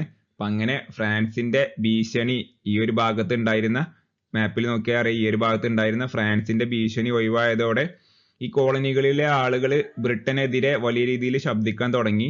അങ്ങനെ പ്രതിഷേധിച്ചപ്പോൾ ബോസ്റ്റൺ കൂട്ടക്കൊല സംഭവിക്കുകയാണ്. ബ്രിട്ടീഷുകാർ അമേരിക്കക്കാരെ കൊല്ലാണ് പ്രതിഷേധിച്ച ആളുകളെ. അപ്പൊ വീണ്ടും പ്രതിഷേധം ആളിക്കത്തിയപ്പോൾ ബ്രിട്ടന് പഴയ നികുതികളൊക്കെ പിൻവലിച്ചുകൊണ്ട് ഈ കാണുന്ന ടീ ആക്ട് എന്ന് പറയുന്ന നിയമം മാത്രം തന്നാൽ മതി എന്നുള്ള രീതിക്ക് കാര്യങ്ങൾ മുന്നോട്ട് പോവാണ്. അപ്പൊ ഈ ഒരു ടീ ആക്ടും പിന്നീട് കൊടുക്കാൻ പറ്റൂല എന്ന് പറഞ്ഞുകൊണ്ടാണ് ബോസ്റ്റൺ ടീ പാർട്ടി എന്ന് പറയുന്ന മറ്റേ ബ്രിട്ടീഷ് കപ്പലുകളിൽ നിന്ന് തേയില എടുത്തുകൊണ്ട് കടലിലേക്ക് എറിയുന്ന ആ ഒരു പ്രതിഷേധം തുടങ്ങുന്നത്. ഈ ഒരു ചരിത്ര സംഭവമാണ് എന്ത്? അമേരിക്കൻ വിപ്ലവത്തിന്റെ അല്ലെങ്കിൽ അമേരിക്കൻ സ്വാതന്ത്ര്യ സമരത്തിന്റെ തുടക്കമായിങ്ങാണ്ട് ചരിത്രകാരന്മാര് കണക്കാക്കുന്ന ആ ഒരു സംഭവം. പിന്നീട് വലിയ രീതിയിലുള്ള പ്രതിഷേധം ഉണ്ടാവാണ്. പ്രാതിനിധ്യമില്ലാതെ നികുതി ഇല്ല എന്നുള്ളൊരു മുദ്രാവാക്യമൊക്കെ അന്നാണ് വരുന്നത്. അതേ തുടർന്ന് കണ്ട് കോണ്ടിനെന്റൽ സമ്മേളനങ്ങൾ ഈ ഒരു 13 കോളനികളും ബ്രിട്ടനെതിരെ സമ്മേളിക്കുകയാണ്. ഏറ്റവും ആദ്യത്തെ സമ്മേളനത്തിൽ പ്രധാനപ്പെട്ട പോയിന്റ് എന്ന് പറയുന്നത് ജോർജിയ പറഞ്ഞ ഒരു രാജ്യമല്ല, ജോർജിയ എന്ന് പറയുന്ന ഒരു കോളനി പങ്കെടുത്തിട്ടില്ല എന്നാണ്. രണ്ടാമത്തിൽ ഒരുപാട് പോയിന്റ് വരുന്നുണ്ട്. ഒലിവ് ബ്രാഞ്ച് പെറ്റീഷൻ വരുന്നുണ്ട്. കോമൺ സെൻസ് എന്ന് പറയുന്ന ലഘുരേഖ വരുന്നുണ്ട്. ജോർജ് വാഷിങ്ടനെ സൈന്യാധിപനായി തെരഞ്ഞെടുത്ത കാര്യം വരുന്നുണ്ട്. മൂന്നാമത്തതിൽ ഏറ്റവും ഇമ്പോർട്ടന്റ് ആയിട്ടുള്ള പോയിന്റ് അമേരിക്കയുടെ സ്വാതന്ത്ര്യ പ്രഖ്യാപനമാണ്. ജൂലൈ 4 നടന്ന സ്വാതന്ത്ര്യ പ്രഖ്യാപനം. ഈ ഒരു 3 കോണ്ടിനെന്റൽ സമ്മേളനങ്ങൾ നടന്നത് എവിടെ വെച്ചാണ്? ഫിലാഡൽഫിയയിൽ വെച്ചിട്ടാണ് എന്നൊക്കെ ഓർത്തു വെക്കുക. പിന്നീട് അമേരിക്ക യുദ്ധത്തിൽ വിജയിക്കുകയാണ്. ഫ്രാൻസിന്റെ സഹായത്തോടെ വിജയിക്കുകയാണ്. അതേ തുടർന്ന് കണ്ട് പാരീസ് ഉടമ്പടി ഒപ്പുവെക്കാണ്. അമേരിക്കയുടെ സ്വാതന്ത്ര്യം ബ്രിട്ടന് അംഗീകരിക്കുകയാണ്. അങ്ങനെ സ്വതന്ത്രം നേടിയ അമേരിക്ക ഒരു ഭരണഘടന തയ്യാറാക്കുകയാണ്. പിന്നീട് സ്റ്റാച്യു ഓഫ് ലിബർട്ടി ആര് ഗിഫ്റ്റ് കൊടുക്കുകയാണ്? ഫ്രാൻസ് അമേരിക്കക്ക് ഗിഫ്റ്റ് കൊടുക്കുകയാണ്. ഏറ്റവും അവസാനം അമേരിക്കൻ സ്വാതന്ത്ര്യ സമരത്തിന്റെ പ്രാധാന്യത്തെ പറ്റി കൂടി പറയാനുണ്ട്. അപ്പൊ അതിനെപ്പറ്റി ഞാൻ ഇതുവരെ പറഞ്ഞിട്ടില്ല. അത് ഏറ്റവും അവസാനം കൺക്ലൂഡ് ചെയ്ത് കണ്ട് പറയാന്ന് കരുതിയിട്ട് മാറ്റി വെച്ചതാണ്. അപ്പൊ അമേരിക്കൻ സ്വാതന്ത്ര്യ സമരം ലോകത്തിന് എന്താണ് സംഭാവന ചെയ്തത്, ലോകത്തിന് എന്ത് മാറ്റങ്ങളാണ് ലോകത്തിന് ഈ ഒരു ചരിത്ര സംഭവം കൊണ്ട് ലോകത്ത് പിന്നീട് ഉണ്ടായത് എന്നൊക്കെ ഏറ്റവും അവസാനം നമുക്ക് പറയാം. ഈ ഒരു ക്ലാസ്സിന്റെ നോട്ട്സും കാര്യങ്ങളൊക്കെ നമ്മൾ ലിങ്ക് ഡിസ്ക്രിപ്ഷനിൽ കൊടുക്കുക. ഏറ്റവും പഠിക്കേണ്ട പോയിന്റ് മാത്രം ഉൾപ്പെടുത്തിക്കാണ്ടുള്ള നോട്ടാണ്. PDF എങ്ങാണ്ട് 2 പേജിലുള്ള നോട്ടാണ്. അപ്പൊ എല്ലാവരും ഇത് ഡൗൺലോഡ് ചെയ്ത് ഫ്രീ ആയി തന്നെ ഡൗൺലോഡ് ചെയ്ത് നോക്കാവുന്നതാണ്. അപ്പൊ ഏറ്റവും അവസാനമായിട്ട് അമേരിക്കൻ സ്വാതന്ത്ര്യ സമരത്തിന്റെ പ്രാധാന്യം അല്ലെങ്കിൽ അമേരിക്കൻ വിപ്ലവം ലോകത്തെ എങ്ങനെ സ്വാധീനിച്ചു എന്ന് എടുത്ത് നോക്കുകയാണെന്നുണ്ടെങ്കിൽ നമുക്കറിയാം, നമ്മളിപ്പോ ഈ വേൾഡ് ഹിസ്റ്ററിയിൽ പഠിക്കുന്ന എല്ലാ ടോപ്പിക്കും, ഇപ്പൊ കഴിഞ്ഞ ക്ലാസ്സിൽ നമ്മൾ പഠിച്ച ഇംഗ്ലണ്ടിലെ മഹത്തായ വിപ്ലവമായാലും ഈ ഒരു അമേരിക്കൻ വിപ്ലവത്തിന്റെ ടോപ്പിക് ആയാലും ഈ ഒരു സംഭവങ്ങളൊക്കെ കേവലം ആ ഒരു രാജ്യത്തെ ചരിത്രം മാത്രം മാറ്റിമറിച്ച സംഭവങ്ങളല്ല, ലോകത്തിന്റെ ചരിത്രത്തെ തന്നെ മാറ്റിമറിച്ച അത്രയും പവർഫുൾ ആയിട്ടുള്ള ടോപ്പിക്കുകളാണ് നമ്മൾ ഈ വേൾഡ് ഹിസ്റ്ററിയിൽ പഠിക്കുന്ന മുഴുവൻ ടോപ്പിക്കുകളും. അപ്പൊ ലോക ചരിത്രത്തില് അമേരിക്കൻ വിപ്ലവം എന്തൊക്കെ മാറ്റങ്ങളാണ് കൊണ്ടുവന്നു എന്ന് നോക്കുകയാണെന്നുണ്ടെങ്കിൽ നമുക്കിവിടെ കാണാം. റിപ്പബ്ലിക്കൻ ഭരണരീതി എന്ന ആശയം മുന്നോട്ട് വെച്ചു. അപ്പോൾ അമേരിക്കയിലാണ് ആദ്യമായിട്ട് പൂർണ്ണമായിട്ടും ഒരു സ്വതന്ത്ര ജനാധിപത്യ റിപ്പബ്ലിക് എന്നുള്ള രീതിയിൽ ഒരു രാജ്യം നിലവിൽ വരുന്നത്. അപ്പൊ ആ ഒരു മാതൃക നമുക്കറിയാം. ഇന്ന് നമ്മുടെ ലോകത്തിലെ ഒട്ടുമിക്ക ഭൂരിഭാഗ രാജ്യങ്ങളും, ഇന്ത്യ അടക്കമുള്ള എല്ലാ രാജ്യങ്ങളും ഒരു സ്വതന്ത്ര പരമാധികാര റിപ്പബ്ലിക്കൻ രാജ്യങ്ങളാണ്. അപ്പൊ ആ ഒരു ജനാധിപത്യ രാജ്യങ്ങളാണ്. അപ്പൊ ആ ഒരു ആശയം ലോകത്തിന് സംഭാവന ചെയ്തത് ആരാണ്? അമേരിക്കൻ വിപ്ലവത്തിലൂടെ അമേരിക്കക്കാരാണ്. രണ്ടാമത്തെ പോയിന്റ്, ആദ്യത്തെ എഴുതപ്പെട്ട ഭരണഘടന തയ്യാറാക്കി. ഇപ്പൊ ലോകത്തിൽ ആദ്യമായിട്ട് എഴുതപ്പെട്ട ഭരണഘടന ഉണ്ടാക്കുന്നത് ആരാണ്? അമേരിക്കക്കാരാണ്. പിന്നീട് അതിനൊക്കെ പിന്തുടർന്നുകൊണ്ടാണ് ഇന്ത്യ അടക്കമുള്ള ഒരുപാട് രാജ്യങ്ങൾ എഴുതപ്പെട്ട ഭരണഘടന ലോകത്ത് തയ്യാറാക്കുന്നത്. അടുത്ത പോയിന്റ്, സംസ്ഥാനങ്ങൾക്ക് സ്വാതന്ത്ര്യവും അധികാരവും നൽകുന്ന ഫെഡറൽ രാഷ്ട്രം എന്ന ആശയം ലോകത്തിന് നൽകി. ഇത് വളരെ ഇമ്പോർട്ടന്റ് ആയിട്ടുള്ള ഒരു പോയിന്റ് ആണ്. പ്രത്യേകിച്ച് ഇന്നത്തെ കാലത്തൊക്കെ അത്രയും റെലവെന്റ് ആയിട്ടുള്ള ഒരു പോയിന്റ് ആണ് ഈ പറയുന്നത്. ഇപ്പൊ ഇതെന്ന് പറഞ്ഞാൽ നമുക്കറിയാം, അമേരിക്ക എന്ന് പറയുന്നത് യുണൈറ്റഡ് സ്റ്റേറ്റ്സ് ഓഫ് അമേരിക്ക എന്നാണ് പേര്. അമേരിക്കയുടെ ഐക്യനാടുകളാണ്. അപ്പൊ അമേരിക്കയിലെ 50ഓളം സംസ്ഥാനങ്ങൾ കൂടിച്ചേർന്ന, അലാസ്ക അടക്കം 50ഓളം സംസ്ഥാനങ്ങൾ കൂടിച്ചേർന്നതിന്റെ ഒരു ഫെഡറേഷനാണ് എന്ത് യുണൈറ്റഡ് സ്റ്റേറ്റ്സ് എന്ന് പറയുന്നത്. അപ്പൊ അമേരിക്കയിലൊക്കെ നമുക്ക് കാണാം സംസ്ഥാനങ്ങൾക്ക് അത്രയും സ്വാതന്ത്ര്യമാണ് നമ്മൾ കൊടുക്കുന്നത്. ഇന്ത്യയിലും അതേപോലെ തന്നെയാണ്, ഒരു യൂണിയൻ തന്നെയാണ്. എല്ലാ സംസ്ഥാനങ്ങളെയും ഒരു യൂണിയൻ ആയിട്ടാണ് ഇന്ത്യൻ യൂണിയന് നമ്മൾ ഭരണഘടനയിലൊക്കെ പറയുന്നത്. പക്ഷെ ഇന്ത്യയിൽ ഒന്നും കൂടി കേന്ദ്രീകൃത ഒരു ഭരണ സ്വഭാവമൊക്കെ ഉണ്ട് നമുക്ക് അറിയാം. പക്ഷെ അമേരിക്കയിൽ അങ്ങനെയല്ല, അത്രയും ഫ്രീഡാണ് സംസ്ഥാനങ്ങൾക്കൊക്കെ നൽകുന്നത്. അപ്പൊ അതൊരു ഫെഡറൽ സംവിധാനമാണ്. അത് ഒരുപാട് രാജ്യങ്ങളിൽ ഇന്ന് അങ്ങനെ നിലനിൽക്കുന്നുണ്ട്. അപ്പൊ അമേരിക്കയുടെ ഒരു കരുത്ത് എന്നൊക്കെ പറഞ്ഞാൽ അമേരിക്ക ഇന്നും പവർഫുൾ ആയിങ്ങാണ്ട് തുടരുന്നതിന്റെ കാരണങ്ങളിൽ ഒന്ന് ഈ ഒരു ഫെഡറൽ സംവിധാനം അത്രയും നല്ല രീതിയിൽ അവര് കൊണ്ട് നടക്കുന്നുണ്ട് എന്നുള്ളൊരു കാരണം കൂടിയാണ്. ഇപ്പൊ എന്തായാലും പിൽക്കാലത്ത് ഇന്ത്യ അടക്കം ഒരുപാട് രാജ്യങ്ങൾ പിന്തുടർന്ന ഈ ഒരു മാതൃക ആദ്യമായിട്ട് ലോകത്ത് അവതരിപ്പിക്കുന്നത് അമേരിക്ക എന്ന് പറയുന്ന രാജ്യമാണ്. അത് ഈ ഒരു അമേരിക്കൻ സ്വാതന്ത്ര്യ സമരത്തെ തുടർന്നാണ്. ഈ ഒരു കാര്യങ്ങളൊക്കെ PSCക്ക് ചോദിക്കാൻ സാധ്യതയുണ്ട്. എന്തൊക്കെയാണ് അമേരിക്കൻ വിപ്ലവം ലോകത്തിന് സംഭാവന ചെയ്തത്, അല്ലെങ്കിൽ അതിന്റെ പ്രാധാന്യം എന്തൊക്കെയെന്നൊക്കെ പറഞ്ഞാണ്ട് സ്റ്റേറ്റ്മെന്റ് ക്വസ്റ്റ്യൻ ഒക്കെ വരാൻ നല്ല രീതിയിൽ സാധ്യത ഉണ്ട്. അപ്പോൾ എല്ലാവരും കൃത്യമായിട്ട് തന്നെ ഇത് മനസ്സിലാക്കി വെക്കുക, എന്തൊക്കെയാണ് പ്രാധാന്യം എന്ന്. ഇപ്പൊ ഏറ്റവും അവസാനത്തെ ഏറ്റവും പ്രധാനപ്പെട്ട ഒരു പോയിന്റ് എന്ന് പറയുന്നത്, ഇത് പിൽക്കാലത്ത് സ്വാതന്ത്ര്യ സമരങ്ങൾക്കും വിപ്ലവങ്ങൾക്കും പ്രചോദനവും ലക്ഷ്യബോധവും നൽകി. ഇപ്പൊ നമുക്കിവിടെ കാണാം അമേരിക്കൻ വിപ്ലവത്തിന് ശേഷമാണ് എന്ത് ഫ്രഞ്ച് വിപ്ലവവും മറ്റ് റഷ്യൻ വിപ്ലവങ്ങളൊക്കെ ഉണ്ടാക്കുന്നത്. അപ്പോൾ ഇംഗ്ലണ്ടിലത്തെ വിപ്ലവം പോലെയല്ല അമേരിക്ക. ഇംഗ്ലണ്ടിലെ വിപ്ലവത്തിന് ശേഷം അത്യാവശ്യം മാറ്റം ലോകത്ത് ഉണ്ടായി. പക്ഷെ അമേരിക്കൻ വിപ്ലവത്തിന് ശേഷം വലിയ രീതിയിലുള്ള ഒരു മാറ്റം. കാരണം ബ്രിട്ടൻ എന്ന് പറയുന്ന അത്രയും വലിയ, ആരാലും ചോദ്യം ചെയ്യപ്പെടാൻ ഭയക്കുന്ന അത്രയും പവർഫുൾ ആയിട്ടുള്ള ആ ഒരു സാമ്രാജ്യത്വ ശക്തിയെ യുദ്ധത്തിലൂടെയും മറ്റ് പോരാട്ടത്തിലൂടെയും മുട്ടുകുത്തിക്കാണ് അമേരിക്കക്കാരന്ന് ചെയ്യുന്നത്. ഇപ്പോൾ സാമ്രാജ്യത്വ ശക്തികളെ ആ രീതിയിൽ അടിയറവ് പറയിക്കുക എന്നുള്ള ഒരു സന്ദേശം ലോകത്തിന് ആദ്യമായിട്ട് നൽകുന്നത് ആരാണ്? ഈ ഒരു അമേരിക്കൻ വിപ്ലവത്തിലൂടെ അല്ലെങ്കിൽ അമേരിക്കൻ സ്വാതന്ത്ര്യ സമരത്തിലൂടെ അമേരിക്കക്കാരാണ്.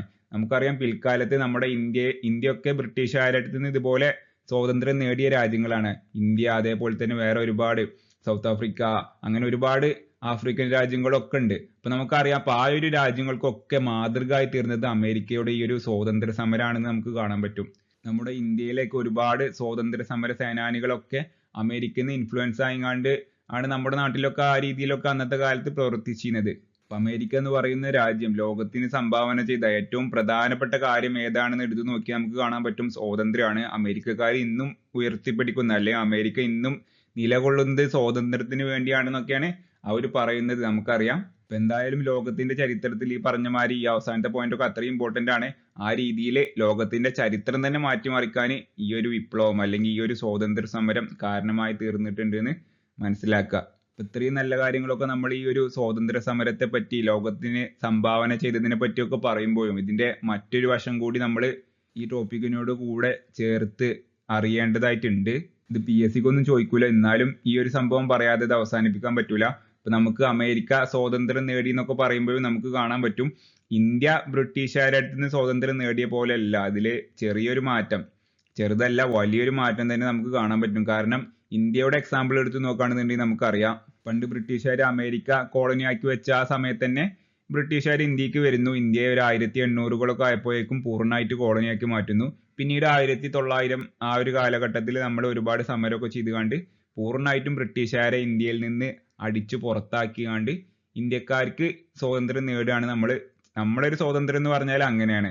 പക്ഷെ അമേരിക്കന്റെ കാര്യം എടുത്തു നോക്കുകയാണെന്നുണ്ടെങ്കിൽ നമുക്ക് കാണാൻ പറ്റും പണ്ട് ഒരുപാട് ക്രിസ്റ്റഫർ കൊളംബസ് അമേരിക്ക കണ്ടെത്തുന്നു. പിന്നെ അതേ തുടർന്ന് കണ്ട് ഒരുപാട് ആൾക്കാർ അമേരിക്കക്ക് വന്നുകൊണ്ട് സെറ്റിൽമെന്റ് ആരംഭിക്കുന്നു, അവിടെ ജീവിക്കുന്നു. പിന്നീട് അവിടെ ജീവിച്ച വെള്ളക്കാരന്നെ അല്ലെ യൂറോപ്പിൽ നിന്ന് വന്ന ആളുകൾ തന്നെ പിന്നീട് അവരുടെ പഴയ മാതൃരാജ്യമായ ബ്രിട്ടനെതിരെ അവര് പോരാടുന്നു. എന്നിട്ട് അവർക്ക് വേണ്ടി, വെള്ളക്കാർക്ക് വേണ്ടിയാണ്ട് അവര് പുതിയ അമേരിക്ക എന്ന് പറയുന്ന ഒരു രാജ്യം അവിടെ ഉണ്ടാക്കുന്നു, ബ്രിട്ടനോട് പോരാടിക്കൊണ്ട്. അങ്ങനെയാണ് അമേരിക്കയിൽ നടക്കുന്നത്. അപ്പൊ അവിടെ നമ്മൾ ക്ലിയർ ആയിങ്ങാണ്ട് നോക്കുകയാണെന്നുണ്ടെങ്കിൽ കാണാൻ പറ്റും അമേരിക്ക എന്ന് പറയുന്ന രാജ്യത്ത് ഈ യൂറോപ്യൻ ശക്തികളൊന്നും വരുന്നതിന് മുന്നേ അവിടെ ജീവിച്ചിരുന്ന ഒരു വിഭാഗം ആൾക്കാരുണ്ട്.